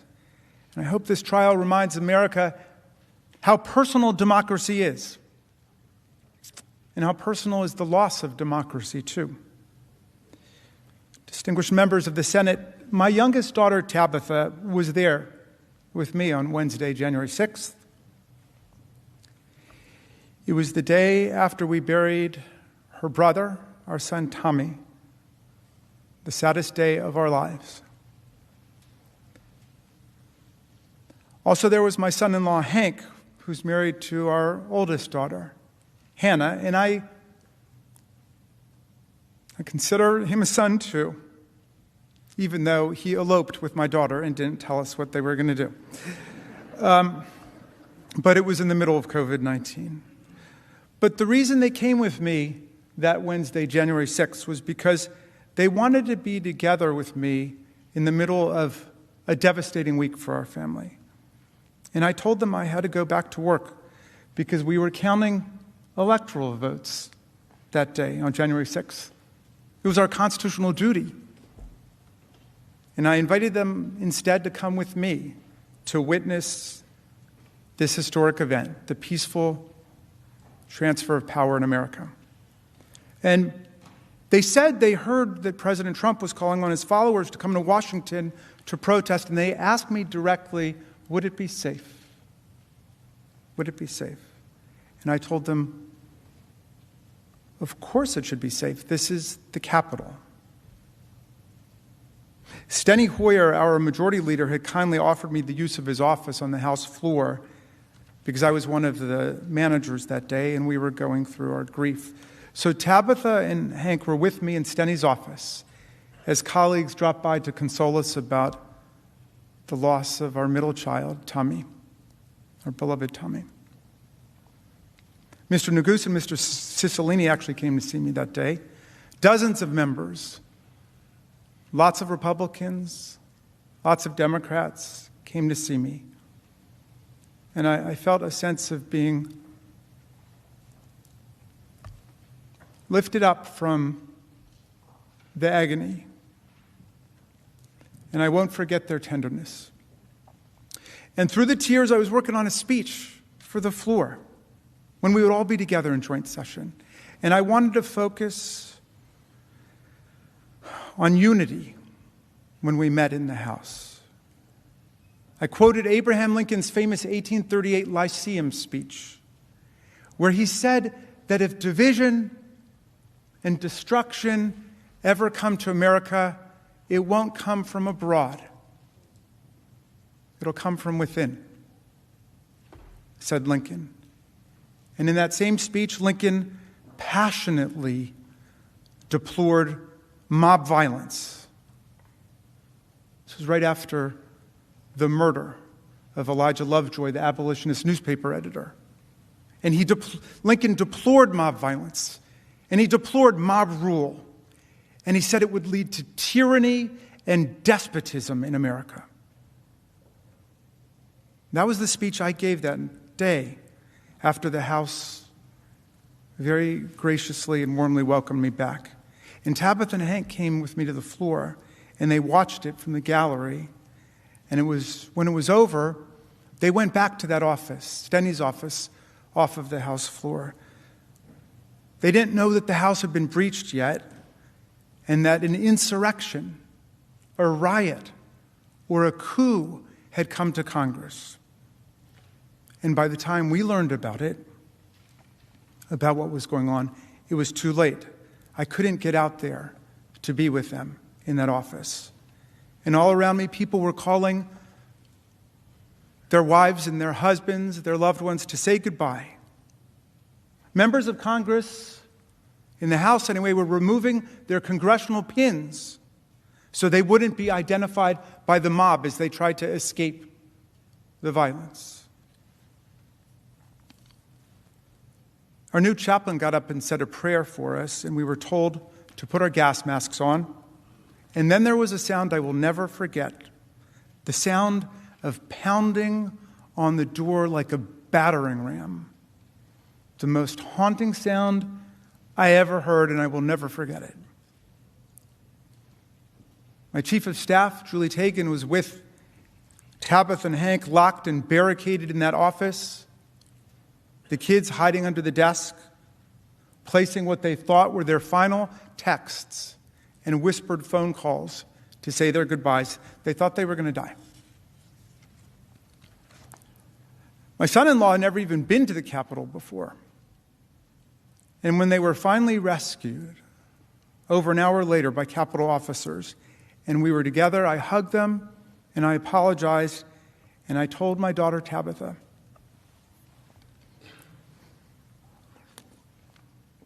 who's 24 and a brilliant algebra teacher in Teach for America. Now, I told her how sorry I was, and I promised her that it would not be like this again the next time she came back to the Capitol with me. And you know what she said?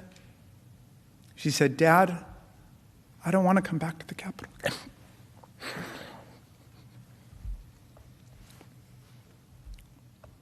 Of all the terrible, brutal things I saw and I heard on that day, and since then, that one hit me the hardest. That and watching someone use an American flagpole with the flag still on it to spear and pummel one of our police officers ruthlessly, mercilessly, tortured by a pole with a flag on it that he was defending with his very life. People died that day. Officers ended up with head damage and brain damage. People's eyes were gouged. An officer had a heart attack. An officer lost 3 fingers that day. 2 officers have taken their own lives. Senators, this cannot be our future. This cannot be the future of America. We cannot have presidents inciting and mobilizing mob violence against our government and our institutions because they refuse to accept the will of the people under the Constitution of the United States. Much less can we create a new January exception in our precious, beloved Constitution that prior generations have died for and fought for, so that corrupt presidents have several weeks to get away with whatever it is they want to do. History does not support a January exception in any way, so why would we invent one for the future? We close, Mr. President, and reserve your time.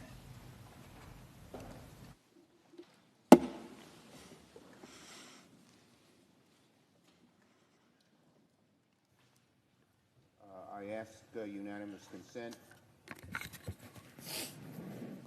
I ask unanimous consent.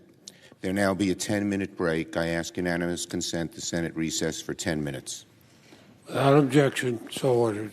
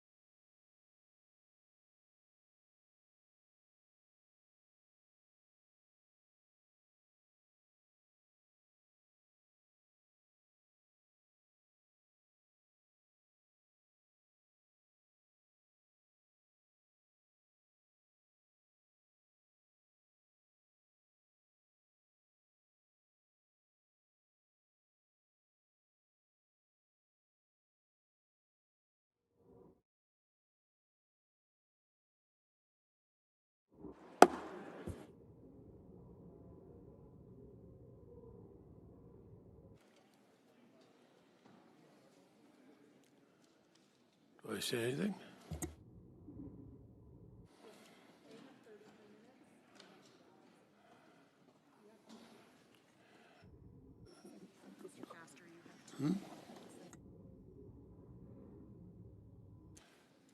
The Senate will come to order. Mr. Castro has 2 hours, and Ms. Raskin has 33 minutes. May I proceed, Mr. President? You may.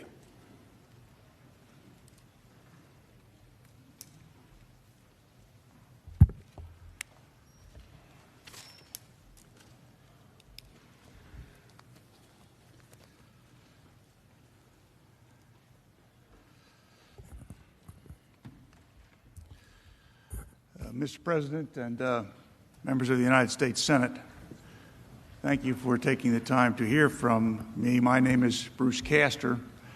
I am the lead counsel for the 45th President of the United States. I was an assistant DA for such a long time, I keep saying prosecutor, but I do understand the difference, Mr. Raskin. Before I begin, I want to comment on the outstanding presentation from our opponents and the emotion that certainly welled up in Congressman Raskin about his family being here during that terrible day. And you will not hear any member of the team representing former President Trump say anything but in the strongest possible way denounce the violence of the rioters and those that breached the Capitol, the very citadel of our democracy, literally the symbol that flashes on television whenever you're trying to explain that we're talking about the United States. Instant symbol. To have it attacked is repugnant in every sense of the word. The loss of life is horrific. I spent many long years prosecuting homicide cases, catching criminals that committed murders. I have quite an extensive experience in dealing with the aftermath of those things. Certainly, as a FOP member and a member of many police organizations myself, we mourn the loss of the Capitol police officer, who I understand is laying not too far away from here. And you know, many of you in this room, over your careers before they reached this summit here in the Senate, would have had times where you represented your local communities as assistant district attorneys, assistant Commonwealth attorneys, assistant state attorneys. And you know this to be true, that when a horrific event occurred in your county or in your jurisdiction, if it was a state jurisdiction, you know that there was a terrible outcry, and the public immediately reacts with a desire that someone pay because something really bad happened. And that is a natural reaction of human beings. It's a natural reaction of human beings because we are generally a social people. We enjoy being around one another, even in D.C. We recognize that people all the world over, and especially Americans who share that special bond with one another, love the freedoms that this country gives us. And we all feel that if somebody is unsafe when they're walking down the street, that the next person that's unsafe could be you, your spouse, one of your children, some other person that you love and know personally. So you'll never hear anybody representing former President Trump say anything at all other than what happened on January 6th and the storming and breaching of the Capitol should be denounced in the most vigorous terms, nor that those persons responsible should be prosecuted to the fullest extent that our laws allow. And indeed, I have followed some of those cases and those prosecutions, and it seems to me that we're doing a pretty good job of identifying and prosecuting those persons who committed those offenses. And I commend the FBI and the District of Columbia Police and the other agencies for their work. It's natural to recoil. It's an immediate thing. It comes over you without your ability to stop it. The desire for retribution. Who caused this awful thing? How do we make them pay? We recognize in the law, and I know many of you are lawyers, probably lawyers, some of you, I've been a lawyer 35 years, longer than me. Many longer than me, probably. And we know we have a specific body of law that deals with passion and rage, blinding logic and reason. That's the difference between manslaughter and murder. Manslaughter is the killing of a human being upon sudden and intense provocation. But murder is done with cold blood and reflective thought. We are so understanding of the concept that people's minds can be overpowered with emotion where logic does not immediately kick in, that we have recognized examples that otherwise would be hearsay and said that, no, when you're driving down the street and you look over at your wife and you say, hey, you know what? That guy's about to drive through the red light and kill that person. Your wife can testify to what you said, because even though it's technically hearsay, it's an exception because it's the event living through the person. Why? No opportunity for reflective thought. And there's all sorts of examples that we recognize in the law for why people immediately desire retribution, immediately recognize in the law that people can be overcome by events.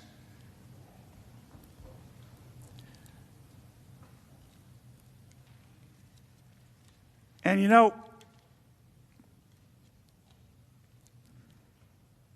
senators of the United States, they're not ordinary people. They're extraordinary people, in the technical sense, extraordinary people. When I was growing up in suburban Philadelphia, my parents were big fans of Senator Everett Dirksen from Illinois. And Senator Dirksen recorded a series of lectures that my parents had on a record.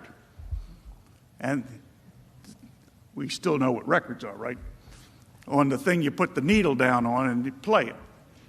And here's little Bruce, 8, 9, 10 years old, listening to this back in the late 60s.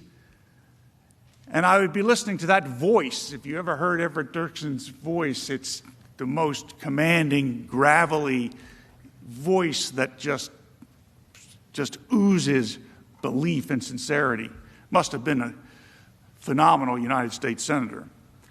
He doesn't talk about ordinary people as we do in the law. We apply the ordinary person standard. He talks about extraordinary people. He talks about gallant men, is the name of the album. And now, of course, in the sign of the times, gallant men and women. And I would watch television, and I would watch Senator Goldwater or Senator Byrd or Senator Mansfield, Senator Dole, and I would be fascinated by these great men. And everybody's parents say this when they're growing up. You could grow up to be a United States senator. You could do that. They're just men and women like you are. Well, then Everett Dirksen tells us that they're not. They're gallant men and women that do extraordinary things when their country needs them to do it. United States senators really are different. And I have been around United States senators before. Two of them in this room from Pennsylvania, I like to think, are friendly toward me, or at least friends of mine when we're not politically adverse. And I have been around their predecessors. And one thing I have discovered, whether it be Democrats or Republicans, United States senators are patriots first. Patriots first. They love their country. They love their families. They love the states that they represent. There isn't a member in this room who has not used the term, I represent the great state of fill in the blank. Why? Because they're all great? Yeah. But you think yours is greater than others because these are your people. These are the people that sent you here to do their work. They trusted you with the responsibility of representative government. You know, I feel proud to know my senators. Senator Casey up here in the back, Senator Toomey over to the left. You know, it's funny, this is an aside, but it's funny. You ever notice how when you're talking or you hear others talking about you when you're home in your state, they will say, you know, I talked to my senator, or I talked to somebody on the staff of my senator. It's always my senator. Why is it that we say my senator? We say that because the people you represent are proud of their senators.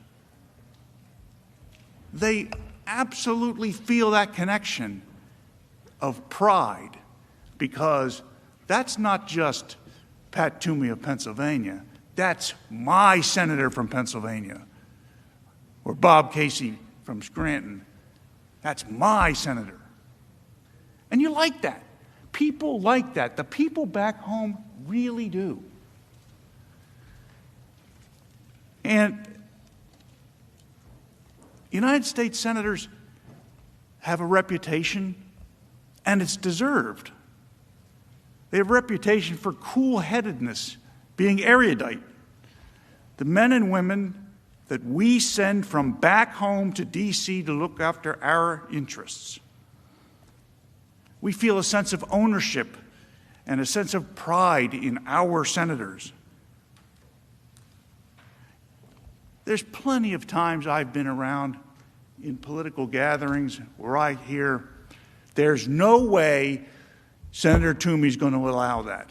I don't mean to pick on you, Pat, but there's no way Senator Casey is going to allow that.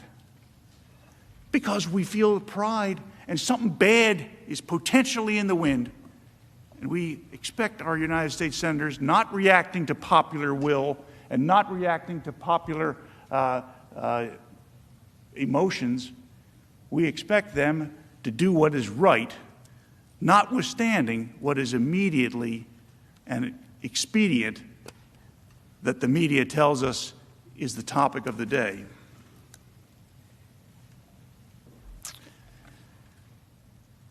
So senators are patriots. Senators are family men and women. They're fierce advocates for the great state in which they represent.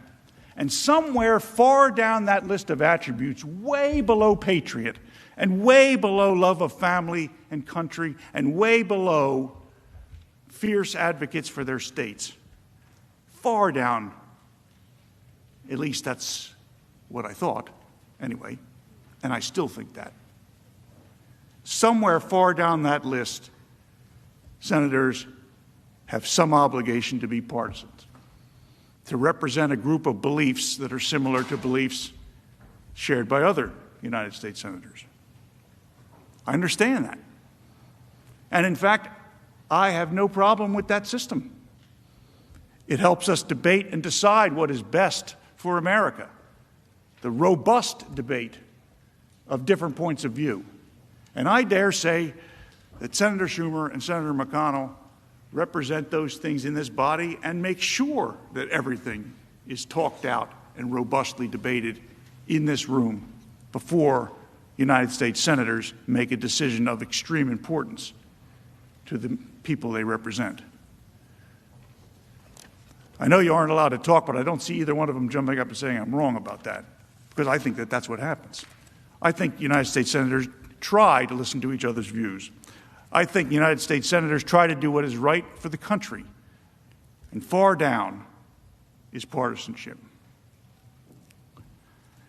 In our system of government, and if you read the Federalist Papers, we're very fortunate because the Federalist Papers were authored as an explanation for why it is the states, the original states, should adopt the Constitution. These were persuasive documents about why the Constitution is a good thing.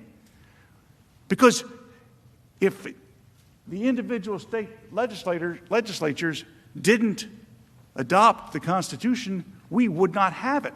So Mr. Jay and Mr. Madison and Mr. Hamilton, they had an incentive to explain what they were thinking when they wrote it, because they are explaining to other erudite people who represent individual states why it is that they feel that this is the right thing to do.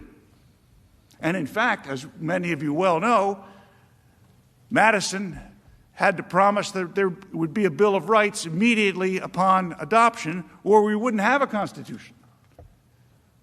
Even then, there was a horse trading going on in the legislative body of the United States. The other day, when I was down here in Washington, I came down earlier in the week to try to figure out how to find my way around. I worked in this building 40 years ago. I got lost then, and I still do. But in studying the Constitution, in all the years I was a prosecutor, where so many things depend on interpretations of phrases in the Constitution, I learned that this body, which one of my worthy colleagues said is the greatest deliberative body in the entire world, and I agree, that particular aspect of our government was intentionally created, if you read the Federalist Papers. The last time a body such as the United States Senate sat at the pinnacle of government with the responsibility that it has today, it was happening in Athens, and it was happening in Rome. Republicanism, the form of government, republicanism, throughout history has always, and without exception, fallen because of fights from within, because of partisanship from within, because of bickering from within. And in each one of those examples that I mentioned, and there are certainly others probably that are smaller countries that lasted for less time that I don't know about off the top of my head, but each one of them, once there was the vacuum created that the greatest deliberative bodies, the Senate of Greece sitting in Athens, the Senate of Rome, the moment that they devolved into such partisanship, it's not as though they ceased to exist. They ceased to exist as representative democracy, both replaced by totalitarianism. Paraphrasing the famous quote from Benjamin Franklin, who, as a Philadelphian, I feel as though I can do that because he's my founding father, too. He who would trade liberty for some temporary security deserves neither liberty nor security. If we restrict liberty to attain security, we will lose both. And isn't the way we have enshrined in the Constitution the concepts of liberty that we think are critical, the very concepts of liberty that drove us to separate from Great Britain. And I can't believe these fellas are quoting what happened pre-revolution as though that's somehow of value to us. We left the British system. If we're really going to use pre-revolutionary history in Great Britain, then the precedent is we have a parliament and we have a king. Is that the precedent that we are headed for? Now, it's not an accident that the very first liberty, if you grant me that our liberties are enumerated in the Bill of Rights, it's not an accident that the very first liberty in the first article of the Bill of Rights is the First Amendment, which says Congress shall make no law abridging freedom of speech, etc. Congress shall make no law. The very first one, the most important one, the ability to have free and robust debate, free and robust political speech.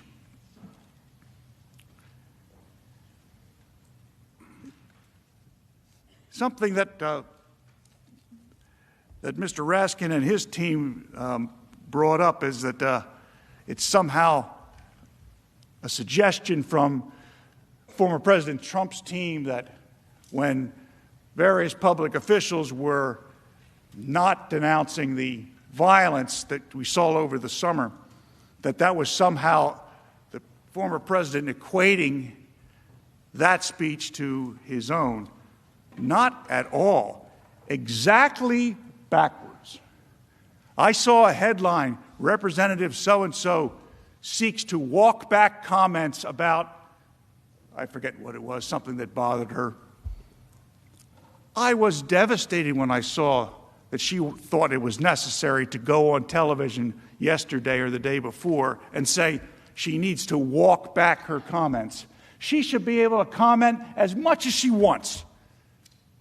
And she should be able to say exactly as she feels. And if she feels that the supporters of then President Trump are not worthy of having their ideas considered, she should be permitted to say that. And anybody who agrees should be permitted to say they agree. That's what we broke away from Great Britain in order to be able to do. To be able to say what we thought in the most robust political debate. My colleague, Mike Vanderveen, is going to give you a recitation on the First Amendment law of the United States. I commend to your attention the analysis that he's going to give you. I don't expect, and I don't believe that the former president expects anybody to walk back any of the language. If that's how they feel about the way things transpired over the last couple of years in this country, they should be allowed to say that, and I will go to court and defend them if anything happens to them as a result. If the government takes action against that state representative or that U.S. representative who wants to walk back her comments, the government takes action against her, I have no problem going into court and defending her right to say those things, even though I don't agree with them.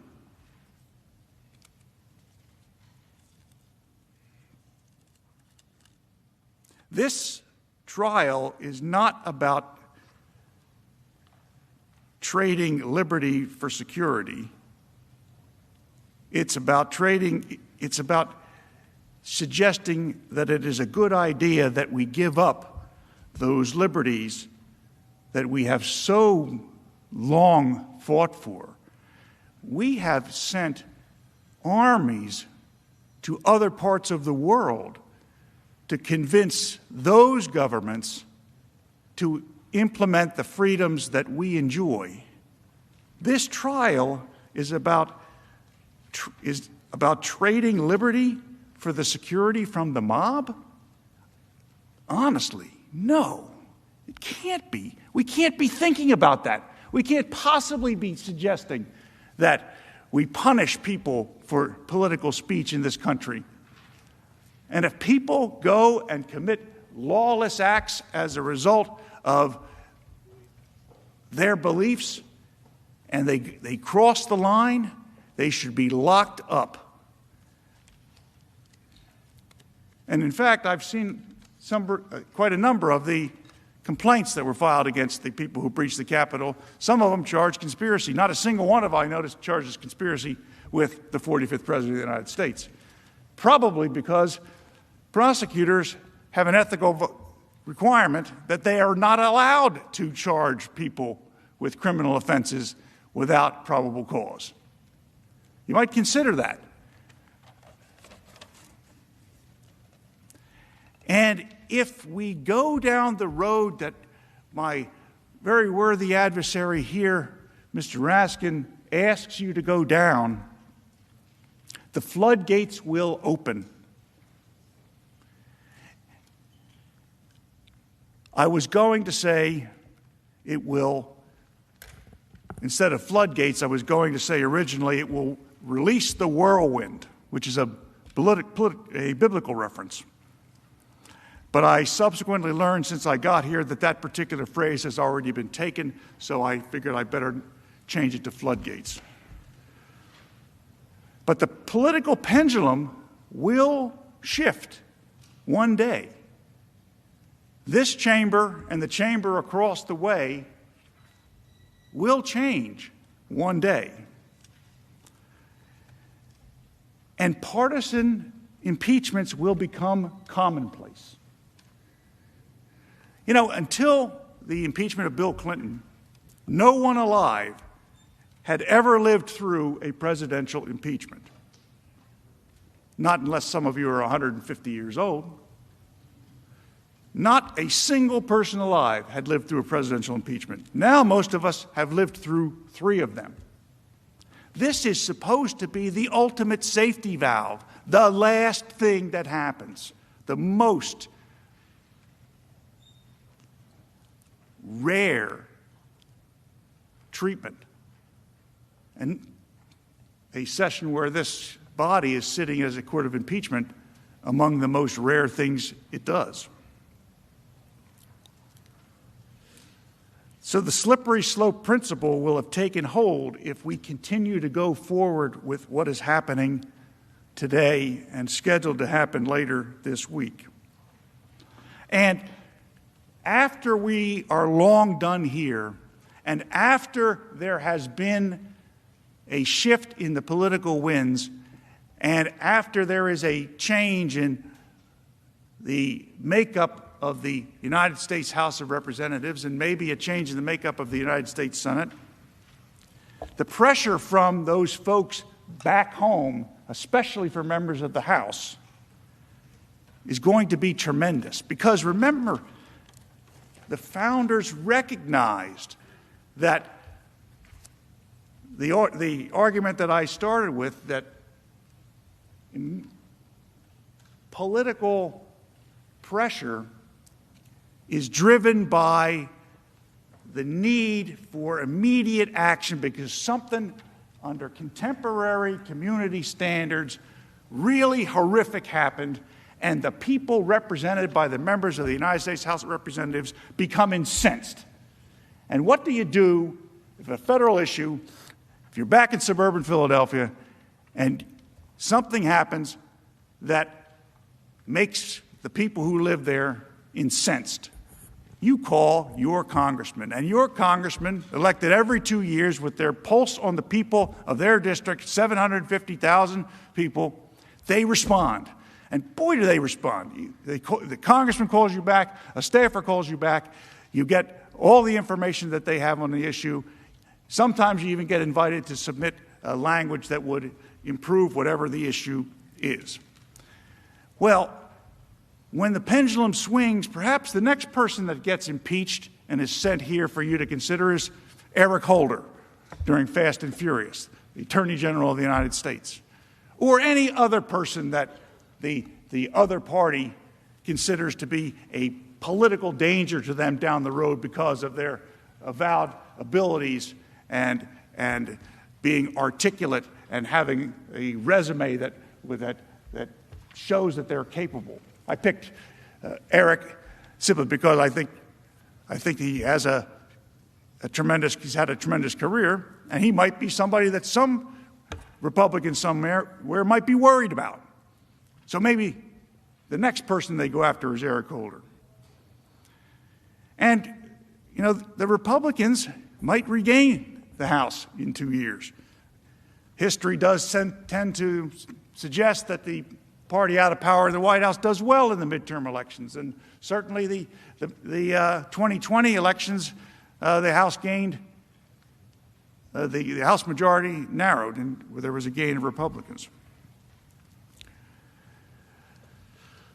So the members of the House, they have to worry about these consequences, because if they don't react to whatever the problem of the day is, somebody in that jurisdiction there, somebody is going to say, if you make me the congressman, I'll react to that. And that means that the sitting member has to worry about it because their terms are short. And it's not just members of the House of Representatives with their short terms. I saw on television the last couple of days the honorable gentleman from Nebraska, Mr. Sass. I saw that he faced backlash back home because of a vote he made some weeks ago. That a political party was complaining about a decision he made as a United States Senator. You know, it's interesting because I don't want to steal the thunder from the other lawyers, but Nebraska, you're going to hear, is quite a judicial thinking place. And just maybe Senator Sass is on to something. You'll hear about what it is that the Nebraska courts have to say about the issue that you all are deciding this week. There seem to be some pretty smart jurists in Nebraska, and I can't believe a United States Senator doesn't know that.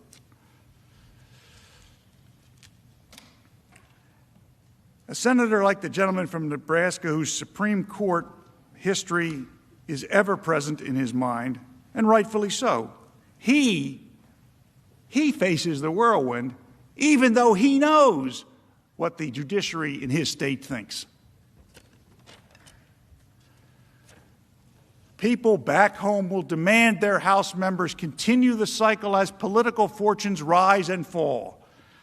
The only entity that stands between the bitter infighting that led to the downfall of the Greek Republic and the Roman Republic and the American Republic is the Senate of the United States. Shall the business of the Senate, and thus the nation, come to a halt, not just for the current weeks while a new president is trying to fill out his administration, but shall the business of the Senate and the nation come to a halt because impeachment becomes the rule rather than the rare exception? I know you can see this as a possibility because not a single one of you ever thought you would be doing a second impeachment inside of 13 months.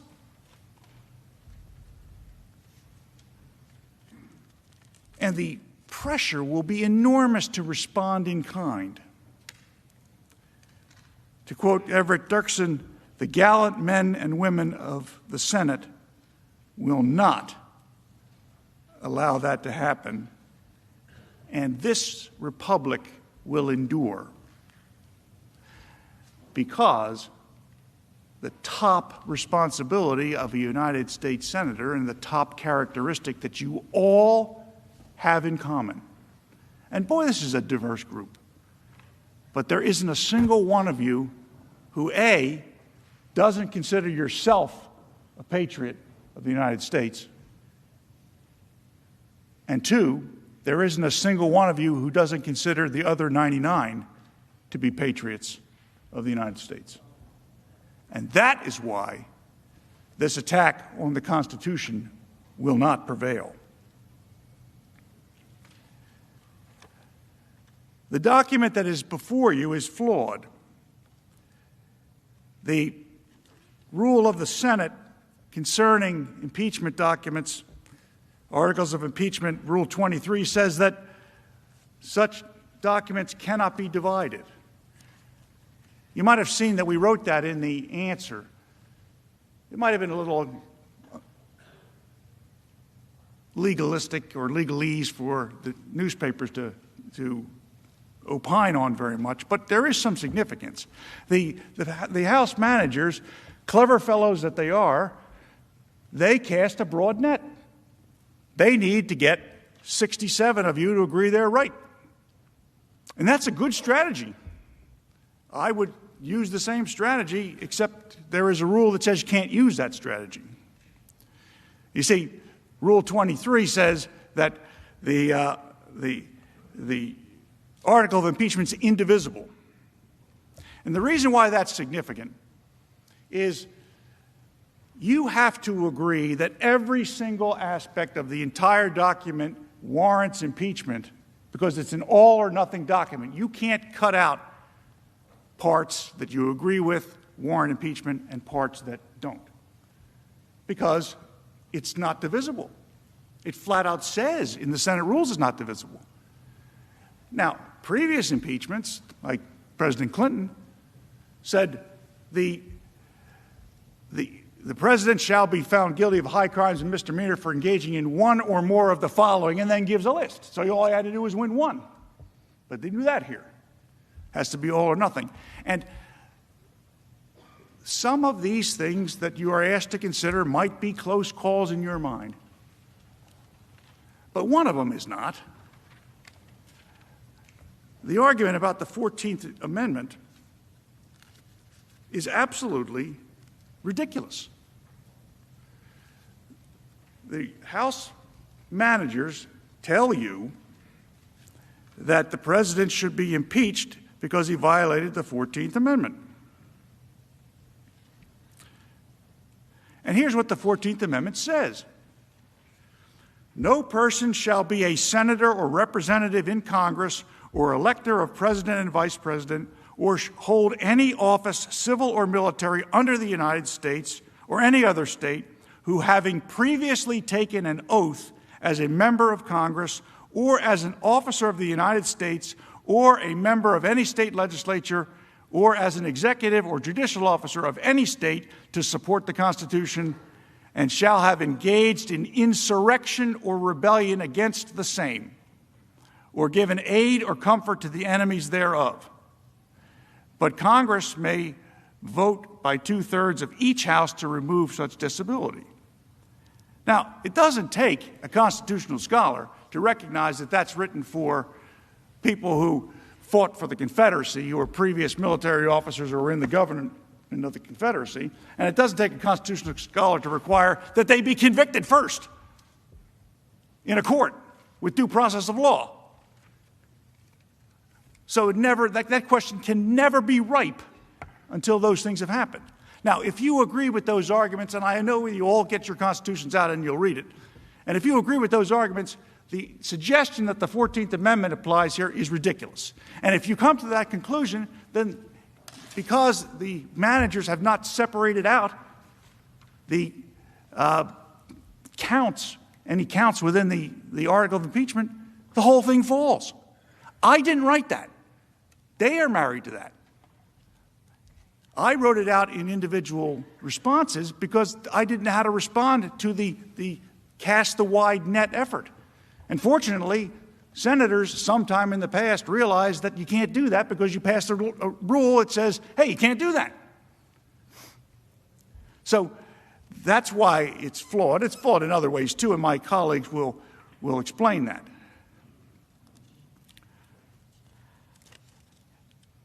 I was struck. I thought the House managers who spoke earlier were brilliant speakers. And I made some notes, and they'll hear about what I think about some of the things they said later when I'm closing the case. But I thought they were brilliant speakers, and I loved listening to them. And they were smart fellows. But why are the House managers afraid, and why is the majority of the House of Representatives afraid of the American people? I mean, let's understand why we are really here. We are really here because the majority in the House of Representatives does not want to face Donald Trump as a political rival in the future. That's the real reason we're here. And that's why they have to get over the jurisdictional hurdle, which they can't get over. But that's why they have to get over that in order to get to the part of the Constitution that allows removal. So that's nobody says it that plainly, but unfortunately I have a way of speaking that way.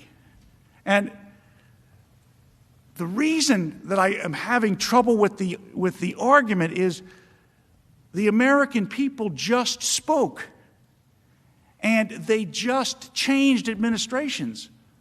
So in the light most favorable to my colleagues on the other side of the aisle here, their system works. The people are smart enough, in the light most favorable to them, they're smart enough to pick a new administration if they don't like the old one. And they just did. And he's down there Pennsylvania Avenue now, probably wondering, how come none of my stuff is happening up at the Capitol?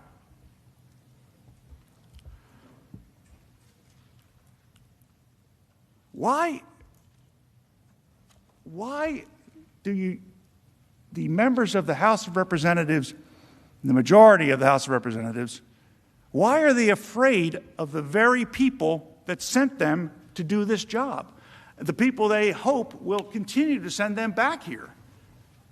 Why are they afraid that those same people who were smart enough to pick them as their congressman aren't smart enough to pick somebody who is a candidate for President of the United States?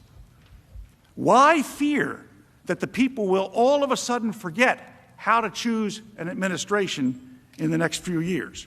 And in fact, this happens all the time when there are changes in administrations from one-term presidents to others. Well, Nixon was sort of a 1.5 term, but Nixon to Ford, Ford to Carter, Carter to Reagan, Bush 41 to Clinton. That happens. The people get tired of an administration they don't want, and they know how to change it. And they just did. So why think that they won't know how to do it in 2024 if they want to?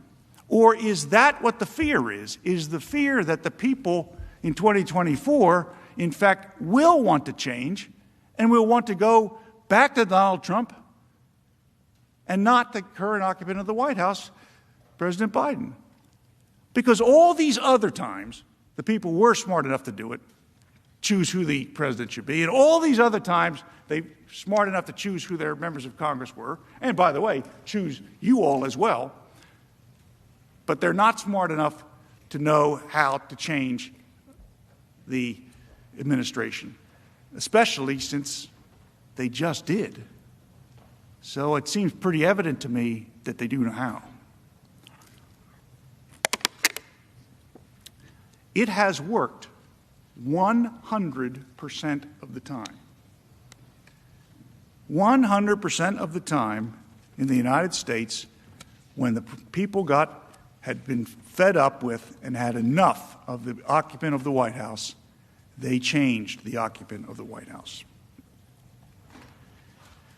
Now, I know that one of the strengths of this body is its deliberative action. And I saw Senator Manchin on the TV the other night talking about the filibuster.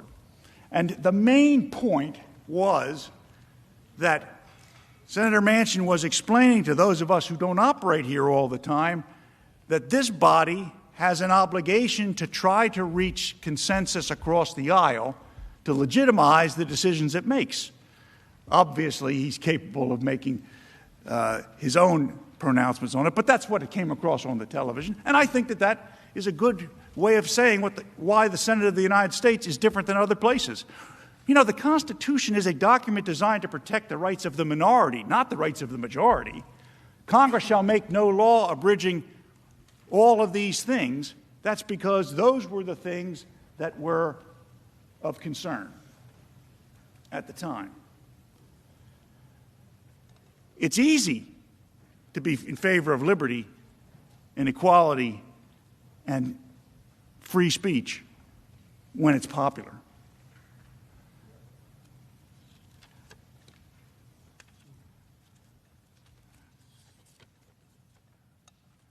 I think that I want to give my colleague, Mr. Schoen, an opportunity to explain to all of us the legal analysis on jurisdiction. I'll be quite frank with you. We changed what we were going to do on account that we thought that the House manager's presentation was well done. And I wanted you to know that we have responses to those things. I thought that what the first part of the case was, which was the equivalent of a motion to dismiss, was going to be about jurisdiction alone. And one of the fellows who spoke for the House managers, who's a former criminal defense attorney, seemed to suggest that there's something nefarious that we were discussing jurisdiction and trying to get the case dismissed. But this is where it happens in the case, because jurisdiction is the first thing that has to be found. We have counter-arguments to everything that they raised, and you will hear them later on in the case from Mr. Van der Veen and from myself. But on the issue of jurisdiction, the scholarly issue of jurisdiction, I'll leave you with this before I invite David to come up and give you the erudite explanation. Some of this was shown on the screen, but Article 1, Section 3 says, "Judgments in cases of impeachment shall not extend further than to removal from office and disqualification to hold any office of honor, trust, profit under the United States, but the party convicted shall nevertheless be liable and subject to indictment, trial, judgment, and punishment according to law." So this idea of a January amnesty is nonsense. If my colleagues on this side of the chamber actually think that President Trump committed a criminal offense, and let's understand, a high crime is a felony and a misdemeanor is a misdemeanor. The words haven't changed that much over the time. After he's out of office, you go and arrest him. So there is no opportunity where the President of the United States can run rampant in January, the end of his term, and just go away scot-free. The Department of Justice does know what to do with such people. And so far, I haven't seen any activity in that direction. And not only that, the people who stormed this building and breached it were not accused of conspiring with the President. But the section I read, judgment, in other words, the bad thing that can happen, the judgment, in cases of impeachment, i.e. what we are doing, shall not extend further than removal from office. What is so hard about that? Which of those words are unclear? Shall not extend further than removal from office. President Trump no longer is in office. The object of the Constitution has been achieved. He was removed by the voters. Mr. Schoen, are you ready? Now that I've taken all of his time,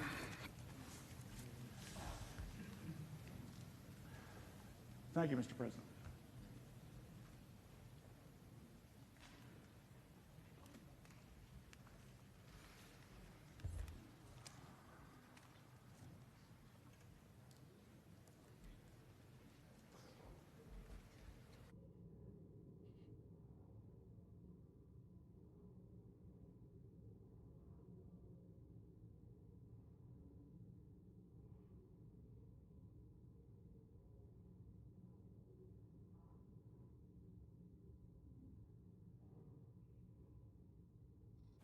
President,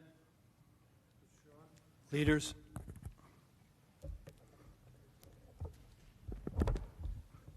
quick adjustment. I stand before you on what I have always thought as the hallowed ground of democracy.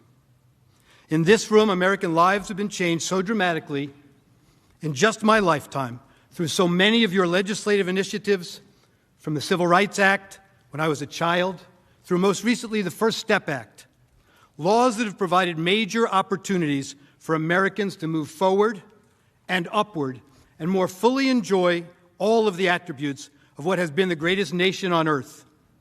I've seen the changes these laws have made through my clients every day for the past 36 years. These laws have enabled me to fight for their enjoyment of a fair stake in our American project. I stand before a group of 100 United States senators who have chosen to serve your country from all corners of this great nation, giving up all sorts of professions, time with family, and perhaps other more lucrative opportunities to serve your country. Mr. President, you are a man who so honorably served this nation in the Senate and in public service before your tenure here. It is an honor to appear in this historic hall of democracy, yet today, that honor is tempered by an overriding feeling of grave concern. Grave concern for the danger to the institution of the presidency that I believe even convening these proceedings indicates. The joy I believed I would feel if I ever had the great privilege of appearing before this body is replaced by sadness and pain. My overriding emotion is frankly wanting to cry for what I believe these proceedings will do to our great, so long enduring, sacred Constitution and to the American people on both sides of the great divide that now characterizes our nation. Esteemed members of the Senate, going forward with this impeachment trial of a former President of the United States is unconstitutional for reasons we have set out in our brief, some of which we'll focus on here, and as a matter of policy, it is wrong, as wrong can be for all of us as a nation.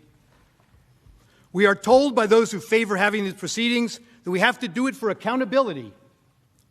But anyone truly interested in real accountability for what happened at the Capitol on January 6th would, of course, insist on waiting for a full investigation to be completed. Indeed, one is underway in earnest already, intent on getting to the bottom of what happened. Anyone interested in ensuring that it's truly the one or ones responsible from whom accountability is sought would more than willingly wait for the actual evidence, especially with new evidence coming in every day about pre-planning, about those who were involved, and about their agenda bearing no relationship to the claims made here. They say you need this trial before the nation can heal, that the nation cannot heal without it. I say our nation cannot possibly heal with it. With this trial, you will open up new and bigger wounds across the nation, for a great many Americans see this process for exactly what it is: a chance by a group of partisan politicians seeking to eliminate Donald Trump from the American political scene and seeking to disenfranchise 74 million plus American voters and those who dare to share their political beliefs and vision of America. They hated the results of the 2016 election and want to use this impeachment process to further their political agenda. These elitists have mocked them for 4 years. They've called their fellow Americans who believe in their country and their Constitution deplorables. And the latest talk is that they need to deprogram those who supported Donald Trump and the grand old party. But at the end of the day, this is not just about Donald Trump or any individual. This is about our Constitution and abusing the impeachment power for political gain.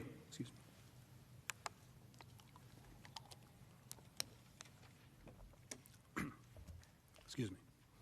They tell us that we have to have this impeachment trial, such as it is, to bring about unity. But they don't want unity, and they know this so-called trial will tear the country in half, leaving tens of millions of Americans feeling left out of the nation's agenda, as dictated by one political party that now holds the power in the White House and in our national legislature.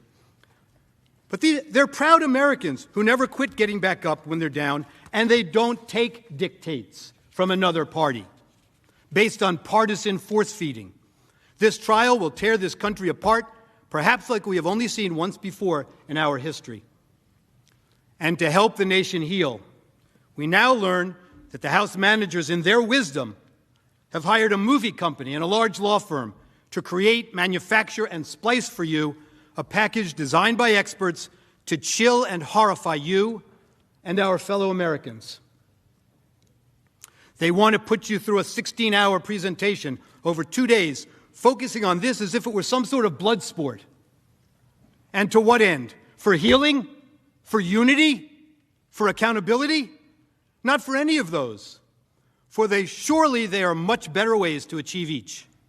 It is again for pure, raw, misguided partisanship that makes them believe playing to our worst instincts somehow is good.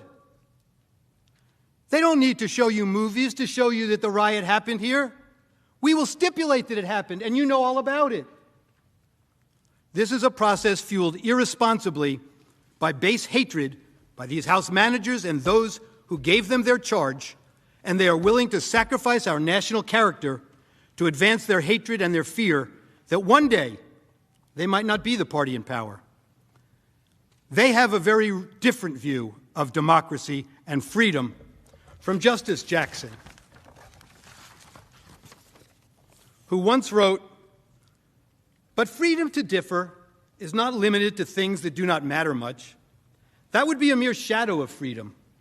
The test of its substance is the right to differ as to things that touch at the heart of the existing order." They have a very different view of democracy and freedom.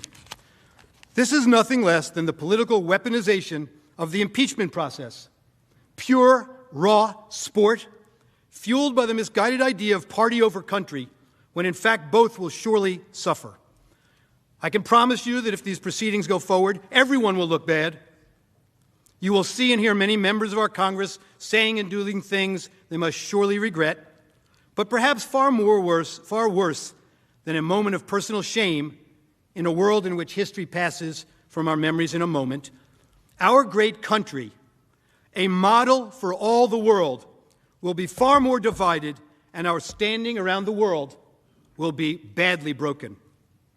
Our archenemies who pray each and every day for our downfall will watch with glee, glowing in the moment as they see you at your worst and our country in internal divide. Let's be perfectly clear. If you vote to proceed with this impeachment trial, future senators will recognize that you bought into a radical constitutional theory that departs clearly from the language of the Constitution itself and holds, and this is in their brief, that any civil officer who ever dares to want to serve his or her country must know that they will be subject to impeachment long after their service in office has ended, subject only to the political and cultural landscape of the day that is in operation at any future time. This is exactly the position taken by the House managers at page 65 of their brief. Unprecedented, radical position. They unabashedly say so. Imagine the potential consequences for civil officers you know and who you believed served so honorably, but who in the view of a future Congress might one day be deemed to be impeachment worthy. Imagine it now, because your imagination is the only limitation. The House managers tell you a correct reading of the impeachment power under the Constitution is that it has no temporal limit and can reach back in time without limitation to target anyone who dared to serve our nation as a civil officer. Now add that to their demand that you members put your imprimatur on the snap impeachment they returned in this case, and can do again in the future if you endorse it by going forward with this impeachment trial.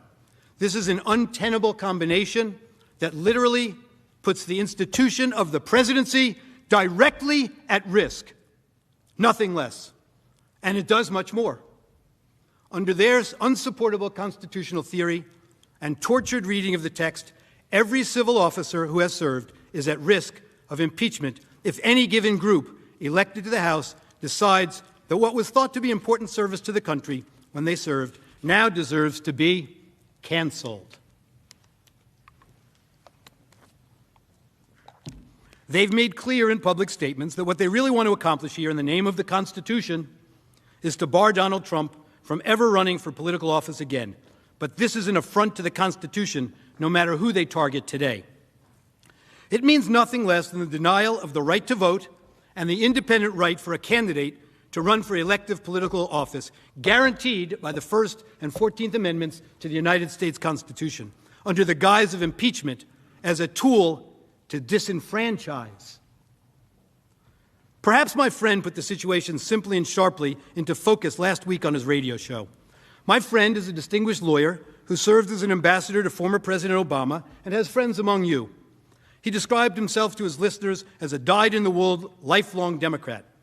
But, he said, the idea of 100 people in these circumstances deciding that tens of millions of American voters cannot cast their vote for their candidate for president ever again is unthinkable, and it truly should be.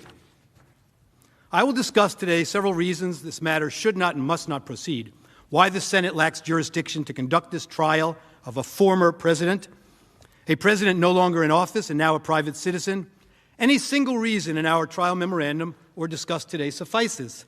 But I want to start with a discussion of the fundamental due process lacking from the start, and that would last through the end if this goes forward, because it is this irretrievably flawed process and its product, a dangerous snap impeachment, that brings us here and that threatens to send a message into the future that we will all regret forever, and that stain this body, which up to now our founding fathers believed was uniquely suited for the most difficult task of conducting an impeachment trial, as Mr. Hamilton wrote in Federalist 65. These aren't just niceties. I make no apology for demanding in your name, in the name of the Constitution, that the rights to due process guaranteed under the Constitution are adhered to in a process as serious as this in our national lives. The denial of due process in this case, of course, starts with the House of Representatives. In this unprecedented snap impeachment process, the House of Representatives denied every attribute of fundamental constitutional due process that Americans correctly have come to believe is part of what makes this country so great. How and why did that happen? It is a function of the insatiable lust for impeachment in the House for the past 4 years. Consider this. I want to say this for Donald Trump, who I may well be voting to impeach. Donald Trump has already done a number of things which legitimately raise the question of impeachment. I don't respect this president, and I will fight every day until he is impeached. That is grounds to start impeachment proceedings. Those are grounds to start impeachment. Those are grounds to start impeachment proceedings. Yes, I think that's grounds to start impeachment proceedings. I rise today, Mr. Speaker, to call for the impeachment of the President of the United States of America. I continue to say, impeach him! Impeach 45! Impeach 45! So we're calling upon the House to begin impeachment hearings immediately. On the impeachment of Donald Trump, would you vote yes or no? I would vote yes. I would vote to impeach. Because we're going to go in there, we're going to impeach the mother. But the fact is, I introduced articles of impeachment in July of 2017. If we don't impeach this president, he will get reelected. My oath requires me to be for impeachment, have an impeachment hearing. He needs the scarlet eye on his chest. The representatives should begin impeachment proceedings against this president. It is time to bring impeachment charges against him. Bring impeachment charges. My personal view is that he richly deserves impeachment. I'm here at an impeachment rally, and we are ready to impeach the...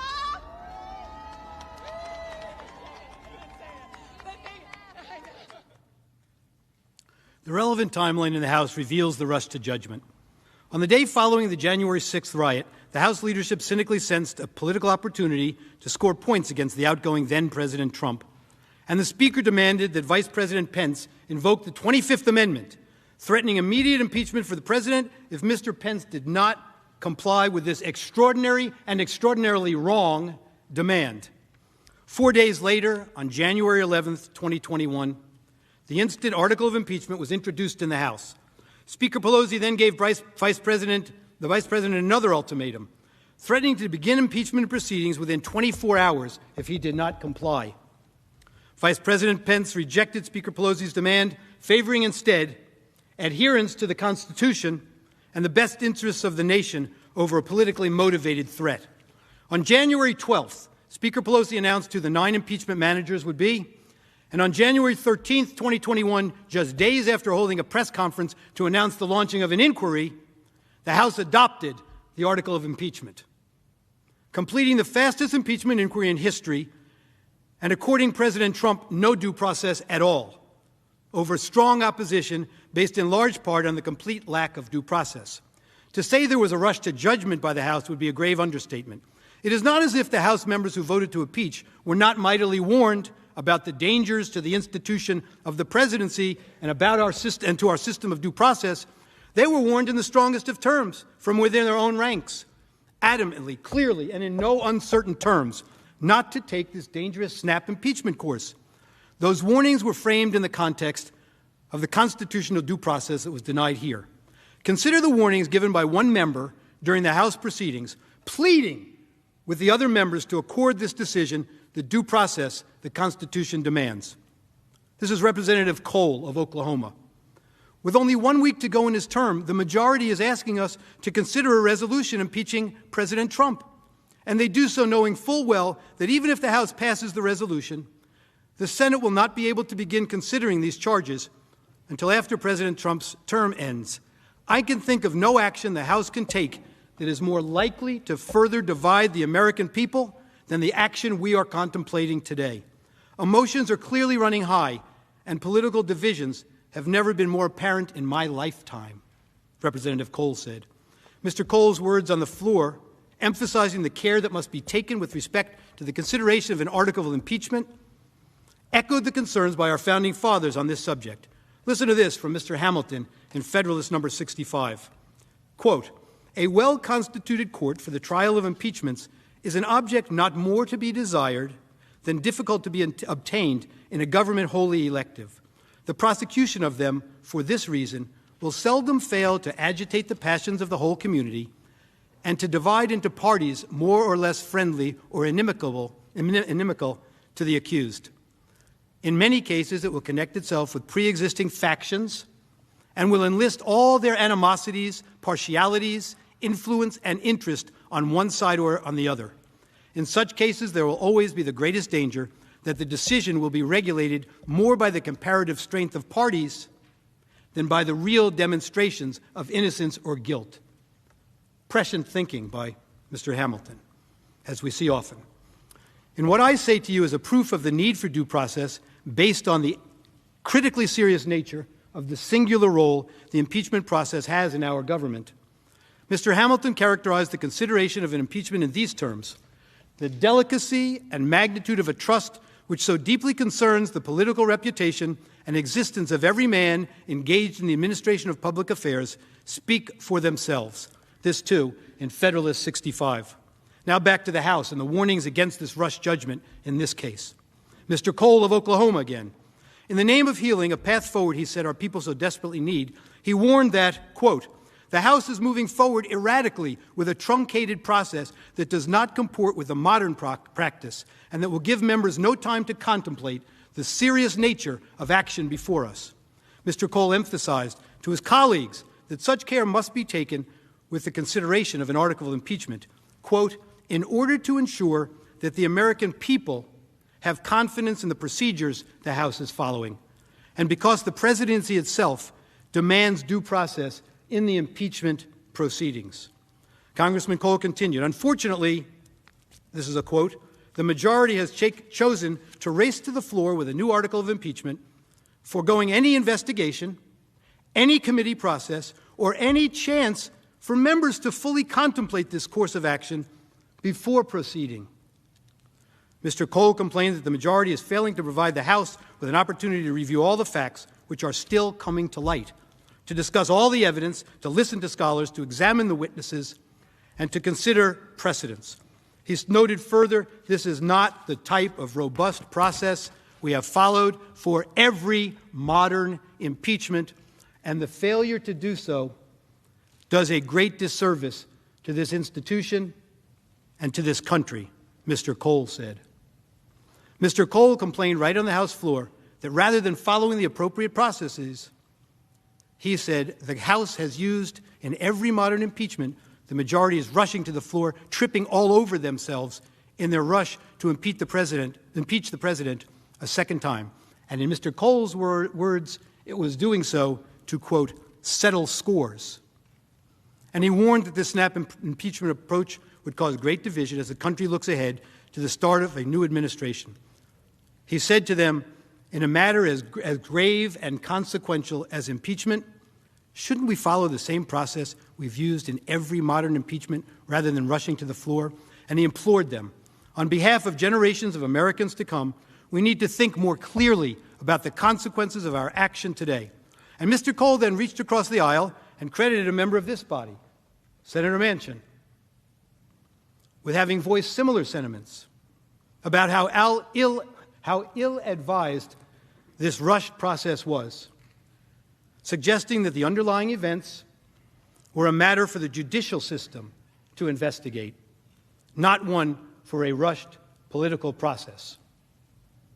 Finally, Mr. Cole admonished his fellow House members, telling them, we need to recognize that we are following a flawed process. The alarm Mr. Cole sounded went unheeded.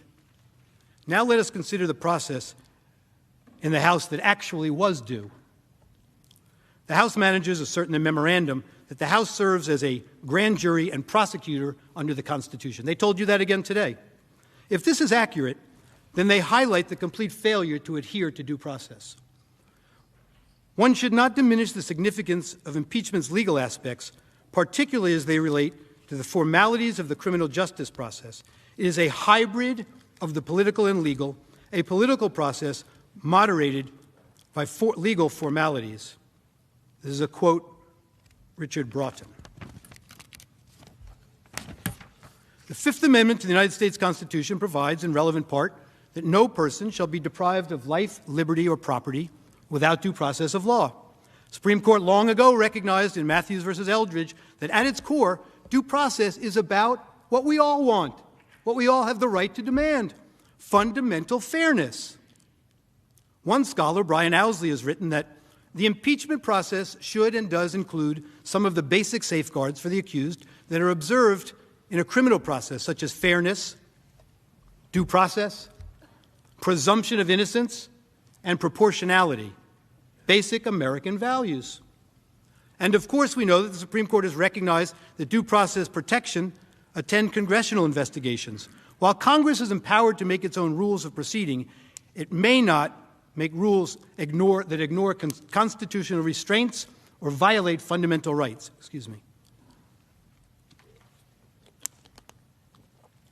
While the case law is limited in terms of spelling out what due process looks like in impeachment hearings, and of course in the Nixon case, Walter, not Richard, we know that there's a great deal of leeway afforded Congress with respect to its impeachment rules. It is clear that the fundamental principles that underlie our understanding of what due process must always look like apply. In Hastings versus United States, D.C. court case, vacated on different grounds, they addressed the matter, clearly concluding that the due process clause applies to impeachment proceedings and that it imposes an independent constitutional constraint on how the Senate exercises its sole power to try all impeachments under Article I, Section 3, Clause 6. Court wrote in Hastings, impeachment is an extraordinary remedy. As an essential element of our constitutional system of checks and balances, impeachment must be invoked and carried out with solemn respect and scrupulous attention to fairness. Fairness and due process must be the watchword whenever a branch of the United States government conducts a trial, whether it be in a criminal case, a civil case, or a case of impeachment. A 1974 Department of Justice memo suggested the same view, opining that, quote, whether or not capable of judicial enforcement, due process standards would seem to be relevant to the manner of conducting an impeachment proceeding. More specifically, as the Hastings Court described it, one of the key principles that lies at the heart of our constitutional democracy. Again, fairness. The Supreme Court's precedents establish the general rule that individuals must receive notice and an opportunity to be heard before the government deprives them of a constitutionally protected interest. It is also true that in any proceeding that may lead to deprivation of a protected interest, it requires fair procedures commensurate with the interests at stake. Impeachment proceedings plainly involve deprivations of property and liberty interests protected by the Due Process Clause. And the House surely seeks to strip Donald Trump of his most highly cherished constitutional rights, including the right to be eligible to hold public office again, should he so choose. Due process must apply, and at a minimum, due process in the impeachment process must include that the evidence must be disclosed to the accused, and the accused must be permitted an opportunity to test and confront the evidence, particularly through the rights to confront and cross-examine witnesses, which have long been recognized as essential to due process. In almost every setting where important decisions turn on questions of fact, due process requires an opportunity to confront and cross-examine.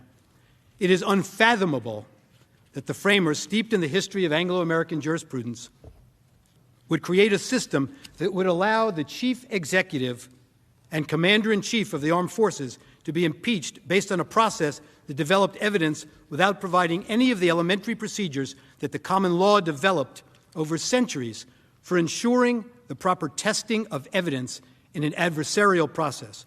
We would never countenance such a system in this country. Current members of the House and Senate leadership are themselves on record repeatedly confirming these procedural due process requirements. Indeed, Congressman Nadler is on record asserting that in the context of a House impeachment investigation, due process includes, quote, the right to be informed of the law, of the charges against you, to call your own witnesses, and to have the assistance of counsel.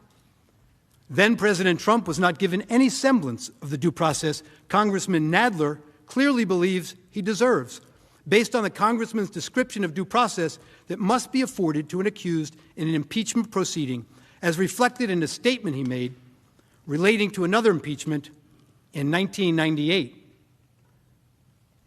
No reason was found for the apparent change in the congressman's point of view with respect to the two objects of the impeachment at issue. These fundamental attributes of due process have been honored as required parts of modern impeachment protocol since at least 1870. It's not seriously debatable, nor should it be by any American legislator. In spite of all this, the House leadership defied all the norms and denied the then president all of his basic and constitutionally protected rights. For then President Donald Trump, the House impeachment procedure lacked any semblance of due process whatever. It simply cannot be credibly argued to the country, and we do not make special rules for different targets. It's the very integrity of the institution that suffers when we do, and that is what the House leadership knowingly has caused. A review of the House record reveals that the Speaker streamlined the impeachment process. House Resolution 24 to go straight to the floor for a 2-hour debate and a vote without the ability for amendments. The House record reflects no committee hearing, no witnesses, no presentation or cross-examination of evidence, and no opportunity for the accused to respond or even have counsel present to object. As the New York Times recently reported, there were no witness interviews, no hearings, no committee debates, and no real additional fact-finding. House managers claimed the need for impeachment was so urgent that they had to rush the proceedings with no time to spare for a more thorough investigation, or really any investigation at all. But that claim is belied by what happened or didn't happen next. The House leadership unilaterally and by choice waited another 12 days to deliver the article to this Senate to begin the trial process. In other words, the House leadership spent more time holding the adopted article than it did on the whole process leading up to the adoption of the article. That intentional delay, designed to avoid having the trial begin while Mr. Trump was still president, led to yet another egregious denial of due process.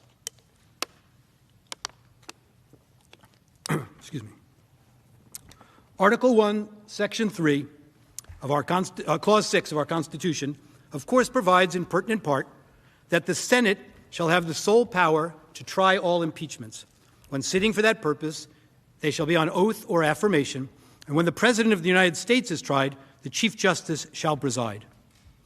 By intentionally waiting until President Trump's term of office expired before delivering the article of impeachment to the Senate to initiate trial proceedings, Speaker Pelosi deprived then-President Trump of the express constitutional right and the right under the Senate's own Rule 4 to have the Chief Justice of the United States preside over his trial and wield the considerable power provided for in the rules of procedure and practice in the Senate when sitting on impeachment trials. That power includes, under Rule 5, the presiding officer's exclusive right to make and issue all orders, under Rule 7, to make all evidentiary orders, subject to objections by a member of the Senate. We say respectfully that this intentional delay by Speaker Pelosi, such that in the intervening period President Trump became private citizen, Mr. Trump, constitutes a lapse or waiver of jurisdiction here.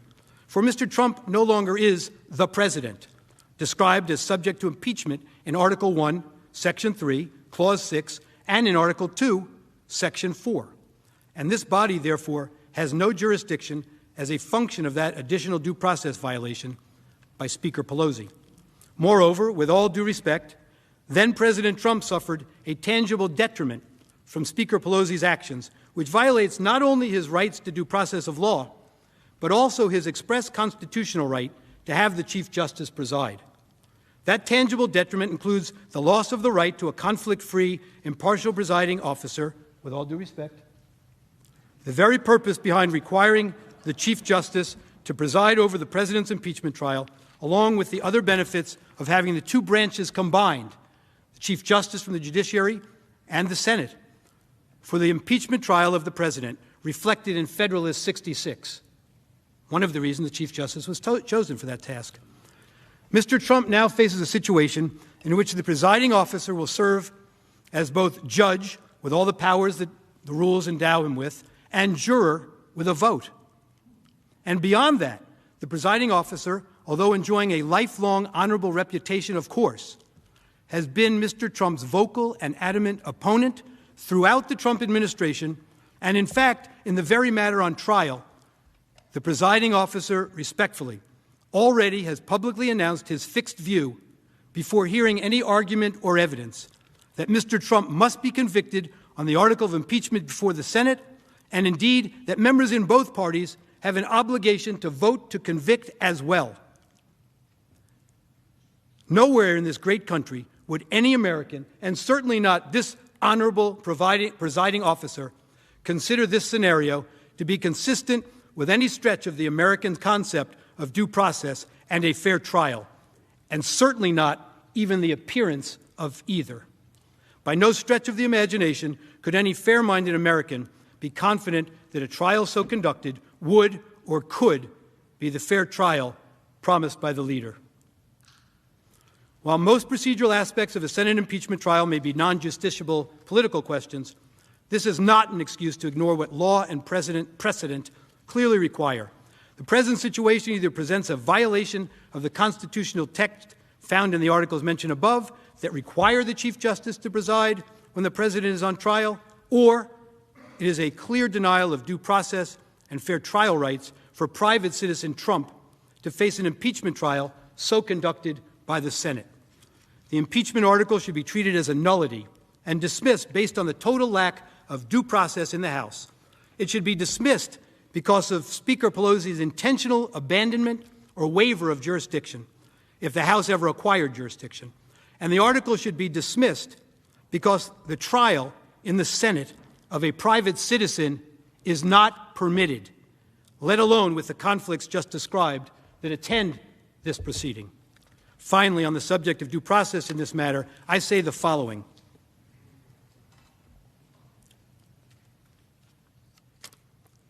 This is our nation's sacred Constitution. It has served us well since it was written, and it's been amended only through a careful process. It is a document unique in all the world. It is a foundational part of what makes the United States a beacon of light among the other nations of the world. It not only has room for a tremendous variety of perspectives on the philosophical and political direction our country should take, it encourages the advocacy of our differences. But we have long held that fundamental to its health and well-being, and therefore to ours as a nation, is its insistence on due process for every citizen. The emphasis on the right to due process long ago was recognized as its life breath, a primary guarantor of its eternal viability as our political, civic, and national guiding light. We all well know that there are many systems in other countries around the world that do not offer any semblance of the safeguards our constitutional concept of due process provides. Some of them have chosen their own handbooks, which direct their citizens' conduct on penalty of death. This is one of them. There can be no room for due process in such a system as this, or the system would be lost. Snap decisions are required in a system like this to maintain power for one political philosophy over all others in those kinds of systems. But we as a nation have rejected those systems and the kind of snap decisions they demand to maintain control for one party, for one point of view, and for an imposed way of life. We choose to live freely under a constitution that guarantees our freedom. Other countries fear those freedoms and seek to ensure adherence to a party line in all civic, political, spiritual, and other affairs, and to ensure that the party line is towed in those systems have no place for due process. Snap decisions that remove political figures are the norm. Maintaining their systems depend on it. That is not our way in America and never must be. We choose in America to live by our Constitution and its amendments and the due process this document demands for every citizen among us. By putting your imprimatur on the snap judgment made in this matter to impeach the President of the United States without any semblance of due process at every step along the way puts the office of the President of the United States at risk every single day. It is far too dangerous a proposition to countenance, and you must resoundingly reject it by sending the message now that this proceeding, lacking due process from start to finish, must end now with your vote that you lack jurisdiction to conduct an impeachment trial for a former president whose term in office has expired and who is now a private citizen. So one reason you must send this message here and now is because of the complete lack of due process that brought this article of impeachment before this body. God forbid we should ever lower our vigilance to the principle of due process. An impeachment trial of a private citizen Trump held before the Senate would be nothing more nor less than the trial of a private citizen by a legislative body. An impeachment trial by the Senate of a private citizen violates Article 1, Section 9 of the United States Constitution, which provides that no bill of attainder shall be passed. The bill of attainder, as this clause is known, prohibits Congress from enacting a law that legislatively determines guilt and inflicts punishment upon an identifiable individual without provision of the protections of a judicial trial. A bill of attainder is a legislative act which inflicts punishment without a judicial trial. A judicial trial. The distinguishing characteristic of a bill of attainder is the substitution of a legislative determination of guilt and legislative imposition of punishment for judicial finding and sentence. The bill of attainder clause in the separation of powers doctrine generally reflects the framers' concern that trial by a legislature lacks the safeguards necessary to prevent the abuse of power. As the Supreme Court explained in United States versus Brown,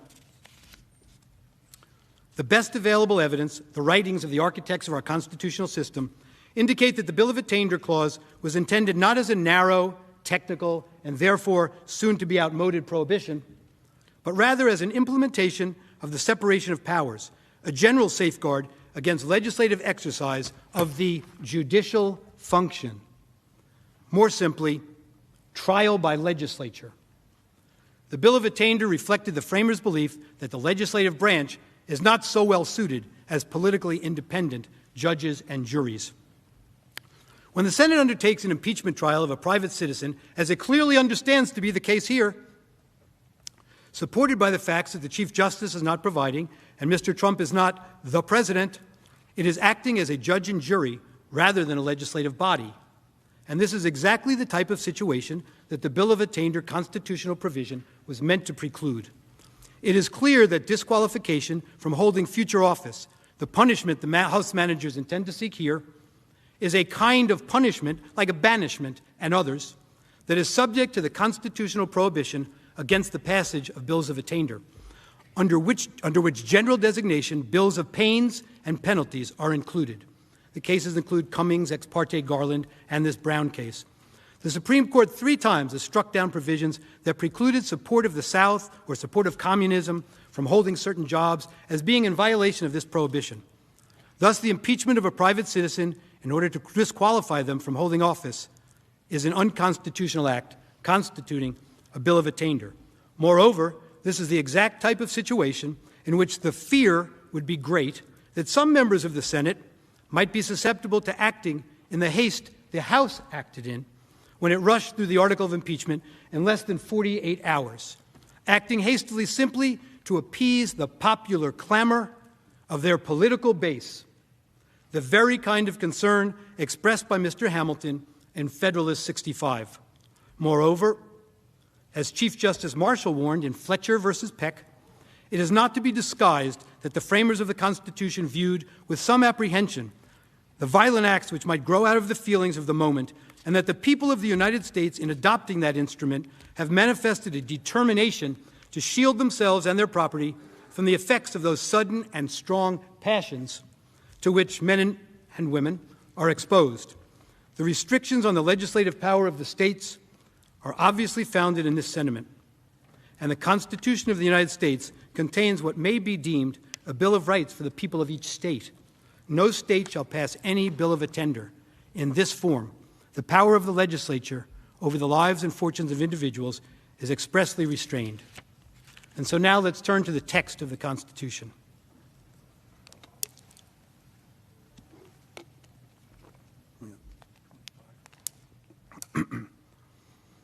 Turning to the text of the Constitution is, for many, of course, the most appropriate and the most important starting place for trying to answer a Constitution-based question.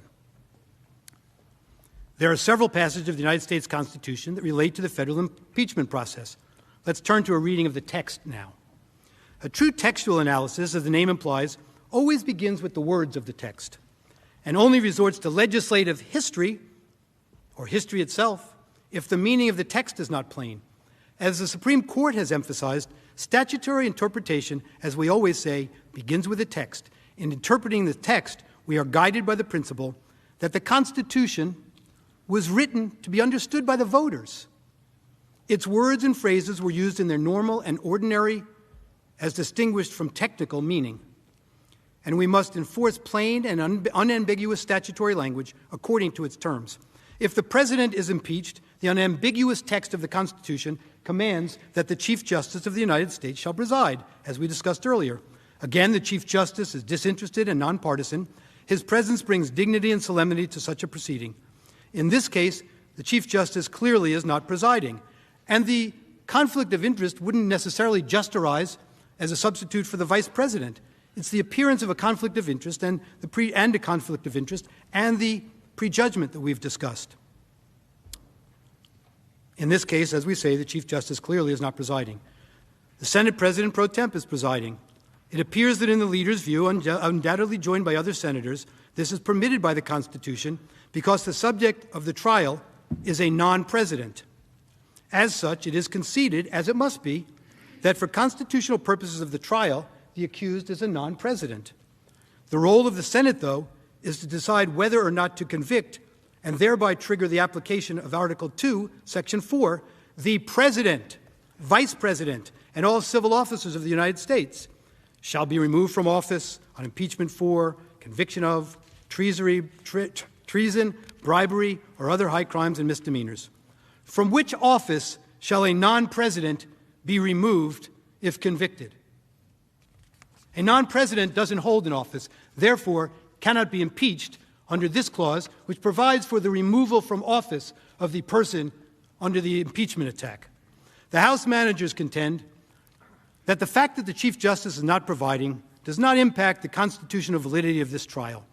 Notably, they devote only a single paragraph of their trial memorandum to developments so significant that it prompted multiple senators to declare the entire proceeding suspect, with one going so far as to say that it crystallized the unconstitutional nature of this proceeding. And the single paragraph that the House managers do devote to the issue is entirely unpersuasive on the merits.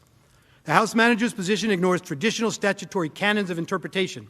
It is well established that a term, as a matter of statutory interpretation, that a term appearing in several places in a statutory text is generally read the same way each time it appears. This presumption is at its most vigorous when a term is repeated within a given sentence. Additionally, the Court in at least one instance has referred to a broader, quote, established canon, that similar language contained within the section of a statute be accorded a consistent meaning. I know this is a lot to listen to at once, a lot of words, but words are what make our Constitution, quite frankly, and the interpretation of that Constitution, as you well know, a product of words. If the text, quote, the President of the United States, in the constitutional provision requiring the Chief Justice to preside, can refer only to the sitting president and not to former presidents, then the textual identification of the President contained in Article 2, Section 4, which makes the President amenable to impeachment in the first place, also excludes anyone other than the sitting President. In full, that sentence provides that, quote, the President, Vice President, and all civil officers of the United States shall be removed from office on impeachment for and conviction of treason, bribery, or other high crimes and misdemeanors. This is the substantive phrase of the Constitution vesting the conviction and removal power in the Senate, and it contains a clear jurisdictional limitation. The House managers do understand what the word president means for purposes of other constitutional provisions, and so they should understand this limitation as well. Only a sitting president is referred to as the President of the United States in the Constitution, and only a sitting president may be impeached, convicted, and removed upon a trial in the Senate.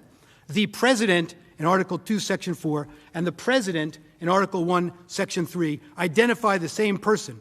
If the accused is not the President in one, he is not the President in the other.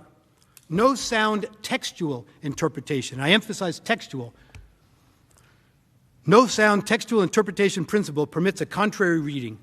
In the words of the Supreme Court, it is a normal rule of statutory construction that identical words used in different parts of the same act are intended to have the same meaning. Unwittingly or unwillingly, as it may be, Senate Democrats, in their announcement that Senator Leahy is presiding, have already taken their position on this matter. The accused is not the President. The text of the United States Constitution, therefore, does not vest the Senate with the power to try him and remove him, a factual nullity, he can't be removed, something, or disqualify him, a legal nullity, as if he were the President. House managers contend the Senate has jurisdiction over this impeachment because despite the fact that he's no longer the President, the conduct that the former President is charged occurred while he was still in office. That argument does not in any way alter the Constitution's clear textual identification of the President. House managers justify their strained argument by noting that the Constitution's impeachment provisions are properly understood by reference to this overarching constitutional plan. But with that very justification in mind, their argument fails once again. In an impeachment, it is the accused's office that permits the impeachment. Ceasing to hold that office terminates the possibility and the purpose of impeachment. Private persons may not be impeached in America. And so they asked you to look back at the British model. The Constitution, as I say, does not make private citizens subject to impeachment. The founders rejected the British model that allowed Parliament to impeach anyone except for the king. And so they limited impeachment to certain public officials, including presidents in our country.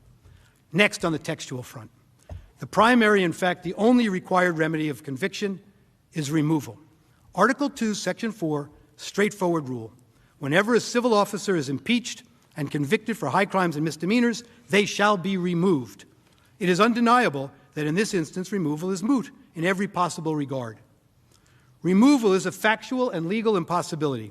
Yet the article of impeachment itself, read it, in the wherefore clause, it calls for removal. This is one reason why impeachment proceedings are different from ordinary trials, and why the Constitution pointedly separates the two. In ordinary criminal jurisprudence, a person convicted of public crimes while he or she was in office may still be punished even though they no longer hold that office. Not so with impeachment. In a Senate impeachment trial, conviction means and requires removal. And conviction without a removal is no conviction at all. Only upon a valid conviction and its requisite enforceable removal may the additional judgment of disqualification plausibly be entertained. Presidents are impeachable because presidents are removable. Former presidents are not because they cannot be removed. The Constitution is clear. Trial by the Senate sitting as a court of impeachment is reserved for the President of the United States, not a private citizen who used to be President of the United States. Just as clear, the judgment required upon conviction is removal from office, and a former president can no longer be removed from office. The purpose, text, and structure of the Constitution impeachment clauses confirm this intuitive and common sense understanding. So wrote Judge Michael Luttig, former judge in the United States Court of Appeals for the Fourth Circuit. And indeed, there are state court decisions that analyze this very same language and conclude that impeachment can only be entertained against an existing officer subject to removal. Read State versus Hill from Nebraska and Smith versus Brantley, 1981 decision from the Florida Supreme Court. This is the first time that the United States Senate has ever been asked to apply the Constitution's textual identification of the President in the impeachment provisions to anyone other than the sitting President of the United States. And of course, most significantly from a textual approach, the term specifically used is the President, not a President. And there can be only one President, the incumbent at a time. Judge Luttig relies on this textual reading for his firm conclusion that a former president cannot be impeached or convicted. Consider the alternative, as Robert Delahunty, Professor John Yoo have. If Mr. Trump can be convicted as the president, the language the Constitution uses, then why is he not still the president under the Commander-in-Chief Clause, for example? They are joined by Professor Alan Dershowitz and University of Chicago Professor Richard Epstein in their focus and conclusion. They point out the dangers of an approach that deviates from a focus on the text, if there is no temporal limitation. That's what they've suggested to you. Remember, you can go back in time and impeach any civil officer who ever served for anything that occurred during the course of their service, time immemorial. With the House manager's position, the concept necessarily includes all former executive officers and judges, including perhaps the impeachment now of Jimmy Carter for his handling of the Iran hostage scandal, as one example. That flows logically from their argument, without any hesitation. Further, they ask, why not then countenance a broad reading of other terms? When I say they ask, I mean these experts who have opined on this. Why not then countenance a broad reading of other terms, such as terms like high crimes and misdemeanors, however broadly construed, are intended to be exclusively the only kind of conduct intended as impeachable.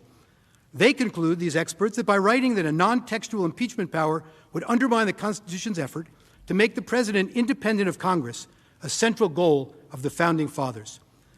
The authors convincingly argue for textual analysis over non-textual analysis, over non-textual reliance on a presentation of history, suggesting that if one's presentation of history were to control, it would expressly permit conduct contrary to the express language, leading to clearly unintended results.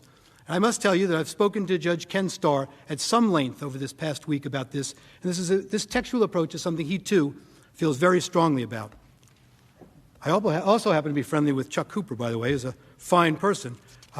Also happens to be a person who has a strong animus against President Trump.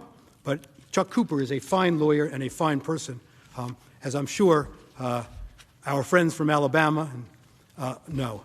As we already have discussed, the risks to the institution of the presidency and to any and all past officers is limited only by one's imagination. The weakness of the House manager's case is further demonstrated by their reliance on the unproven assertion that if President Trump is not impeached, future officers who are impeached will evade removal by resigning, either before impeachment or Senate trial.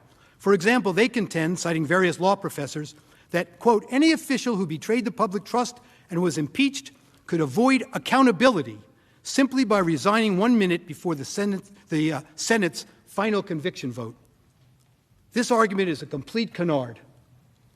The Constitution expressly provides in Article 1, Section 3, Clause 7, that a convicted party following impeachment shall nevertheless be liable and subject to indictment, trial, judgment, and punishment according to law after removal.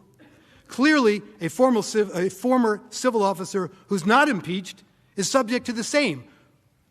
We have a judicial process in this country. We have an investigative process in this country to which no former office holder is immune.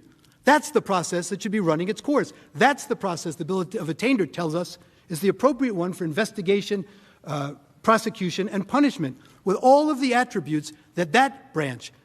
We're missing it by 2 articles here, that the Article 3 courts provide. They provide that kind of appropriate adjudication.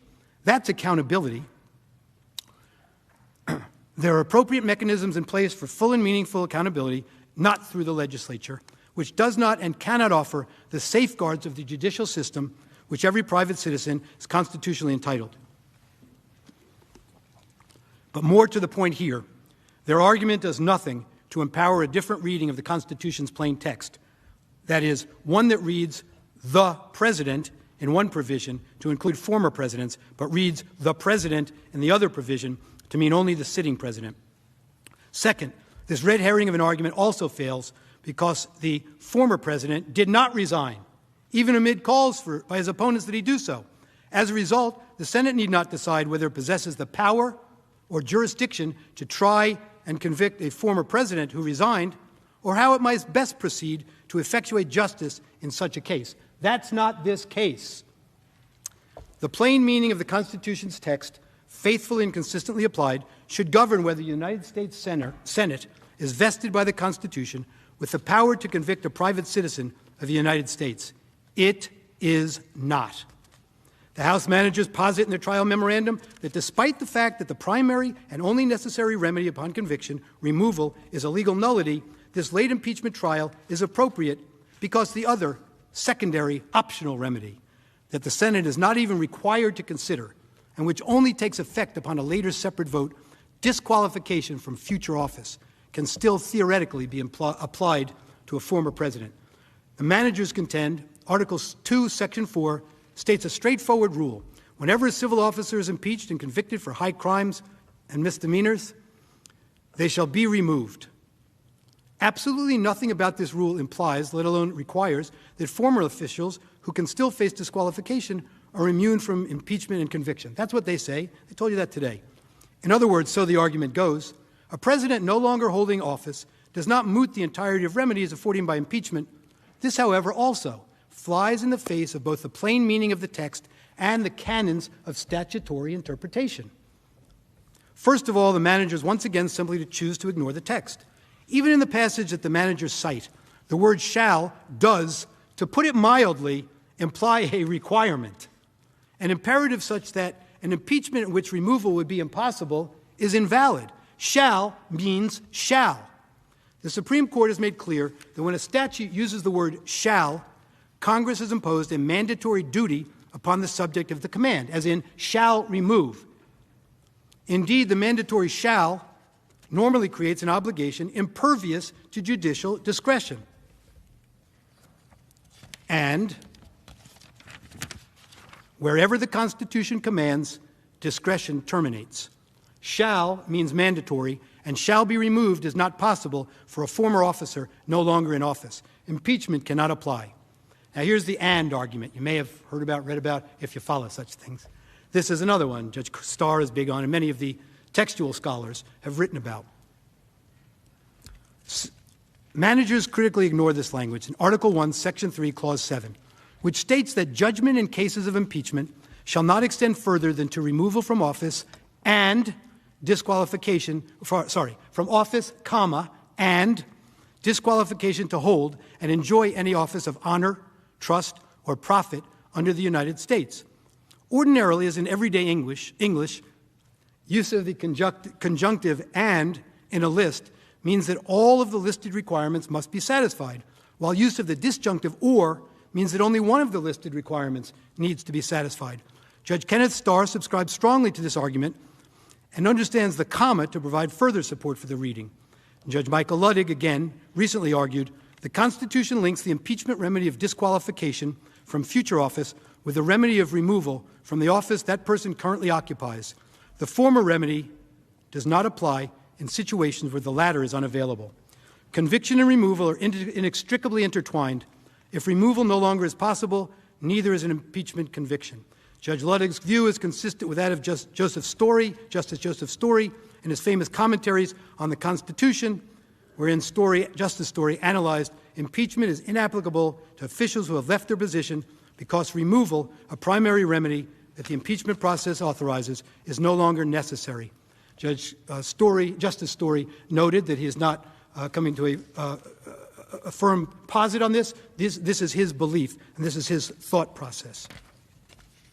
There's also much force in the remark that an impeachment is a proceeding purely of a political nature. It is not so much designed to punish an offender as to secure the state against gross official misdemeanors. It touches neither his person nor his property, but simply divests him of his political capacity. Professor Philip Bobbitt. Now, I have to say this is insulting. We heard earlier today, we don't cite any scholars. Professor Philip Bobbitt is the distinguished Wexler professor at Columbia University who, along with Professor Charles Black, wrote the handbook on impeachment used for many, many years. He is a constitutional expert on impeachment. He has written that there is little discussion in the historical record surrounding the precise question of whether a person no longer a civil officer can be impeached. And in light of the clarity of the text, this is hardly surprising, Professor Bobbitt wrote. Professor Bobbitt, by the way, who has a rich family history in the Democratic Party, LBJ, also asserted the following as recently as January 27, 2021, arguing against holding this trial. He said, quote, "There is no authority granted to Congress to impeach and convict persons who are not civil officers of the United States. It's as simple as that. But simplicity doesn't mean unimportance," Professor Bobbitt wrote. "Limiting Congress to its specified powers is a crucial element in the central idea of the United States Constitution, putting the state under law." Professor Bobbitt and former Stanford University law professor Richard Danzig have remarked that impeachment's principal purpose, as the 66th of the Federalist Papers makes clear, is to check the encroachments of the executive. Trial by jury, rules of evidence, and other safeguards are put aside, they write, because of the need to protect the public from further abuse of office. Similarly, yesterday, Professor Eugene Konorovich wrote, "The Constitution provides that the impeachment process is to be used to remove all civil officers of the United States. That is, people holding a government position. Yet in the case of Mr. Trump, the House is reading the Constitution as if it said the process applies to all civil officers of the United States and people who aren't civil officers but once were. Exactly what it does not say."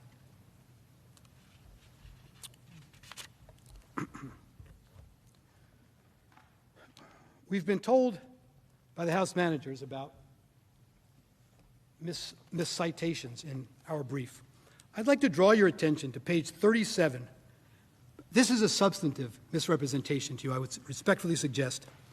And it reflects to me a very different view of democracy, a fear of democracy.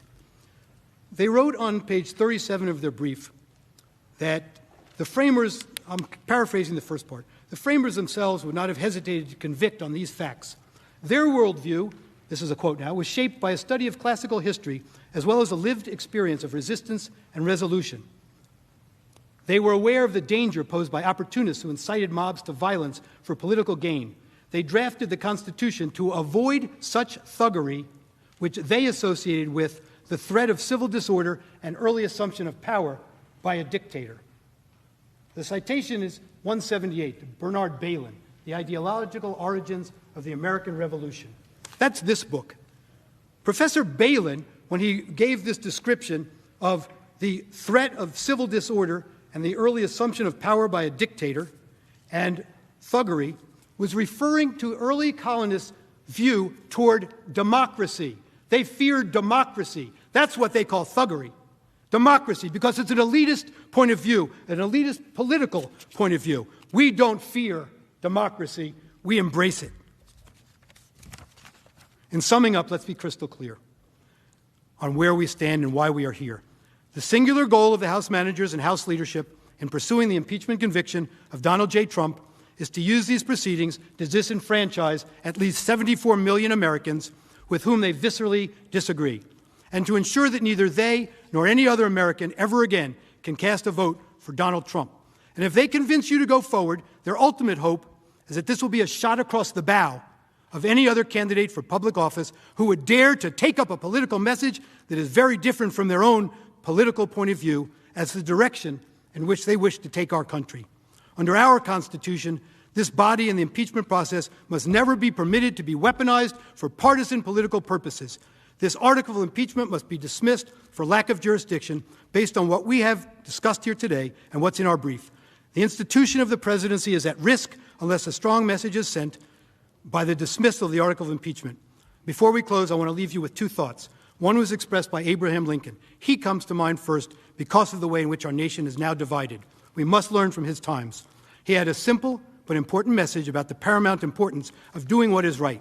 Mr. Lincoln said, stand with anybody that stands right, stand with him when he is right, and part with him when he goes wrong.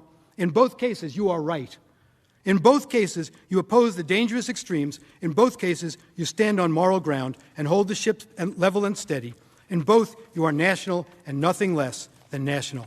And the second message is from one of Mr. Lincoln's favorite poets, who wrote in 1849 at a time fraught with division and risk for even more. The message from that other time of division is a call for hope and unity to bring strength. It has special meaning today. Poet Longfellow wrote, Sail forth into the sea, O ship, through wind and wave, right onward steer. The moistened eye, the trembling lip, are not the signs of doubt or fear. Sail forth into the sea of life, O gentle, loving, trusting wife, and safe from all adversity, upon the bosom of that sea, thy comings and thy goings be. For gentleness and love and trust prevail o'er angry wave and gust, and in the wreck of noble lives, something immortal still survives. Thou too sail on, O ship of state, sail on, O Union, strong and great. Humanity with all its fears, with all the hopes of future years, is hanging breathless on thy fate. We know what master laid thy keel, what workman wrought thy ribs of steel, who make each mast and sail and rope, what anvils rang, what hammers beat, and what a forge and what a heat were shaped the angers of thy hope. Fear not each sudden sound and shock. 'Tis of the wave, excuse me, 'tis of the wave and not the rock. 'Tis but the flapping of the sail and not a rent made by the gale. In spite of rock and tempest's roar, in spite of false lights on the shore, sail on, not fear to breast the sea. Our hearts, our hopes are all with thee. Our hearts, our hopes, our prayers, our tears, our faith triumphant over our fears, are all with thee, are all with thee.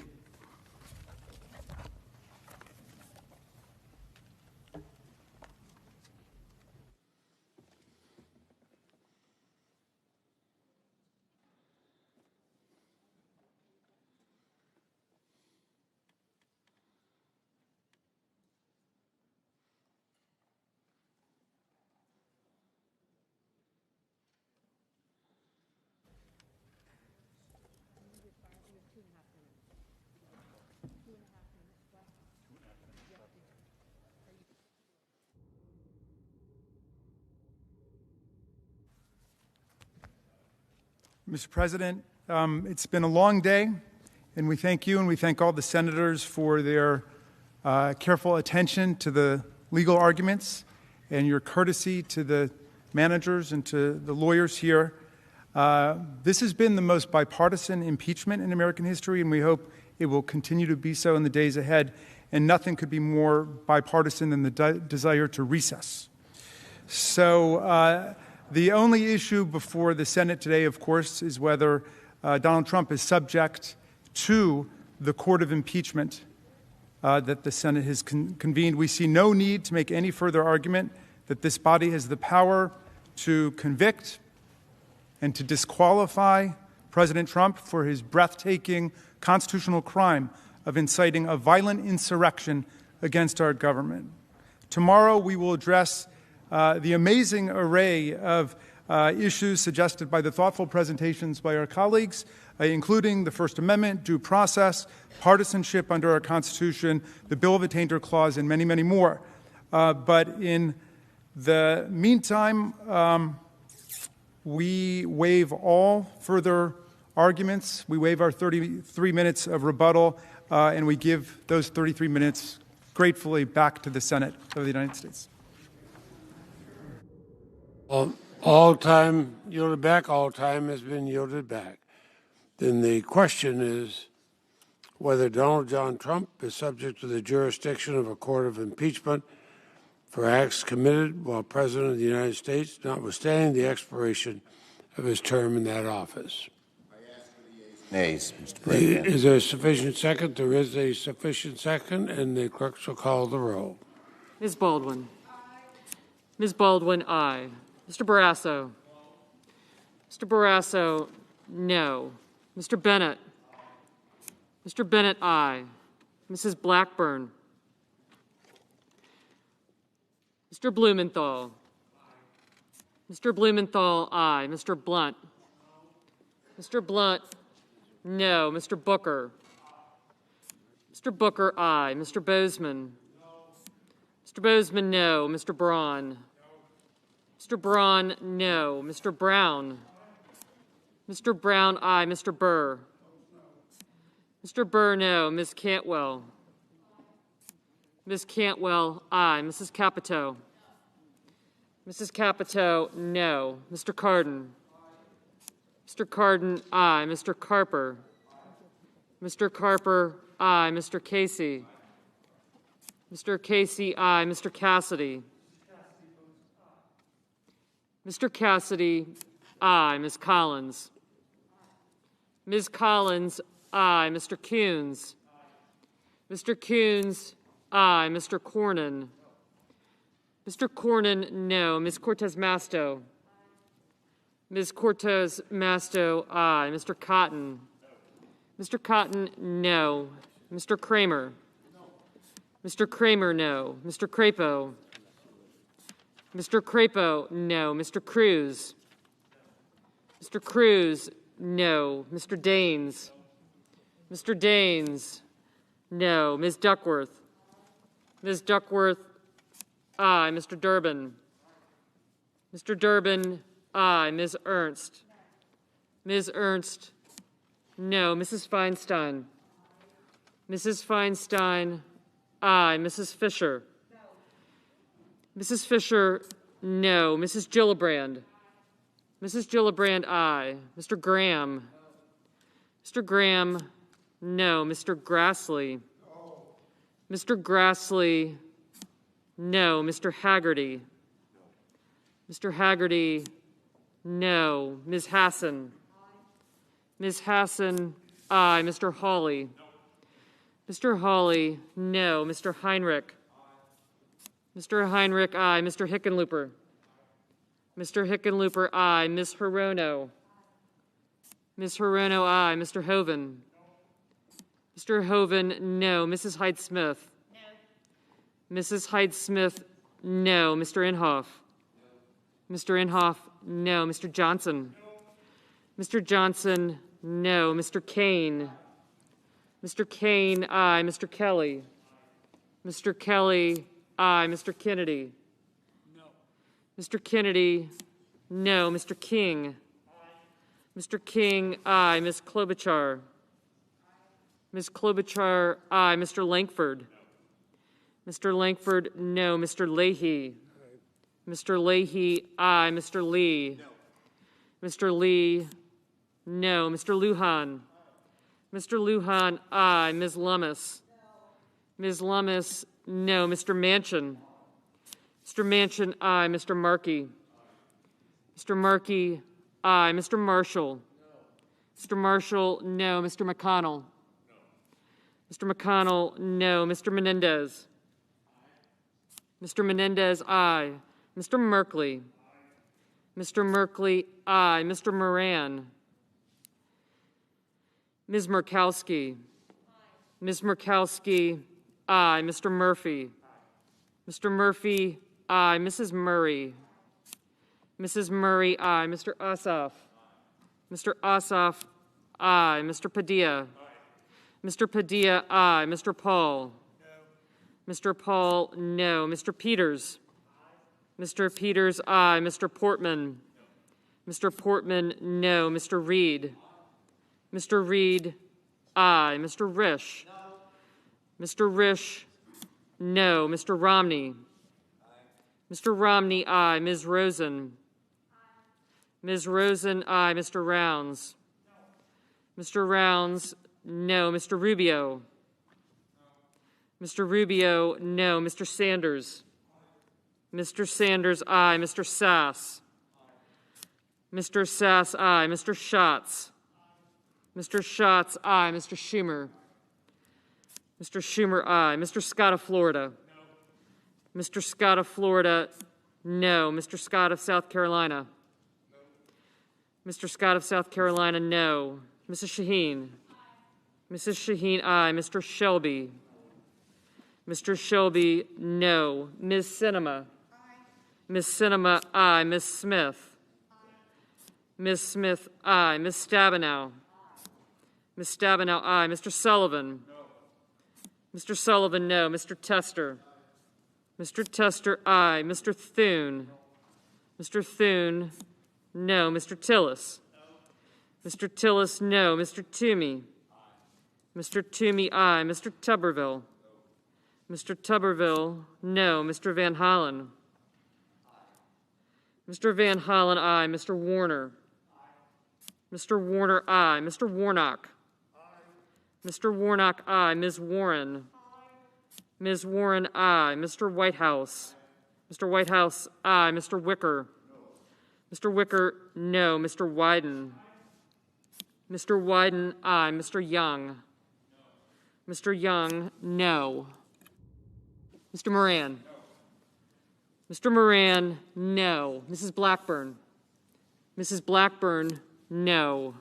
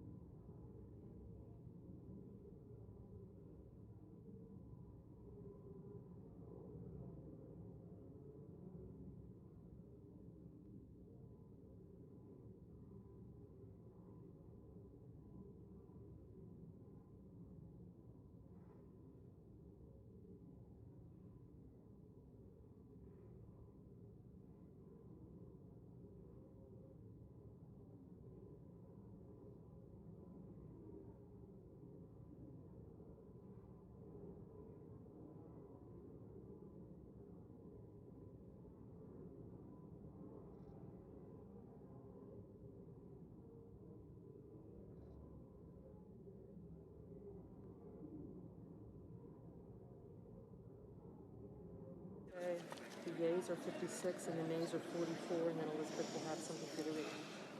On this vote, the yeas are 56, the nays are 44, and pursuant to S. 47, the Senate having voted in the affirmative on the foregoing question, the Senate shall proceed with the trial as provided under the provisions of that resolution. Mr. President. Majority Leader. I ask unanimous consent that the trial adjourn until 12 noon tomorrow, Wednesday, February 10th, and that this order also constitute the adjournment of the Senate. Without objection, we shall stand in adjournment until noon tomorrow.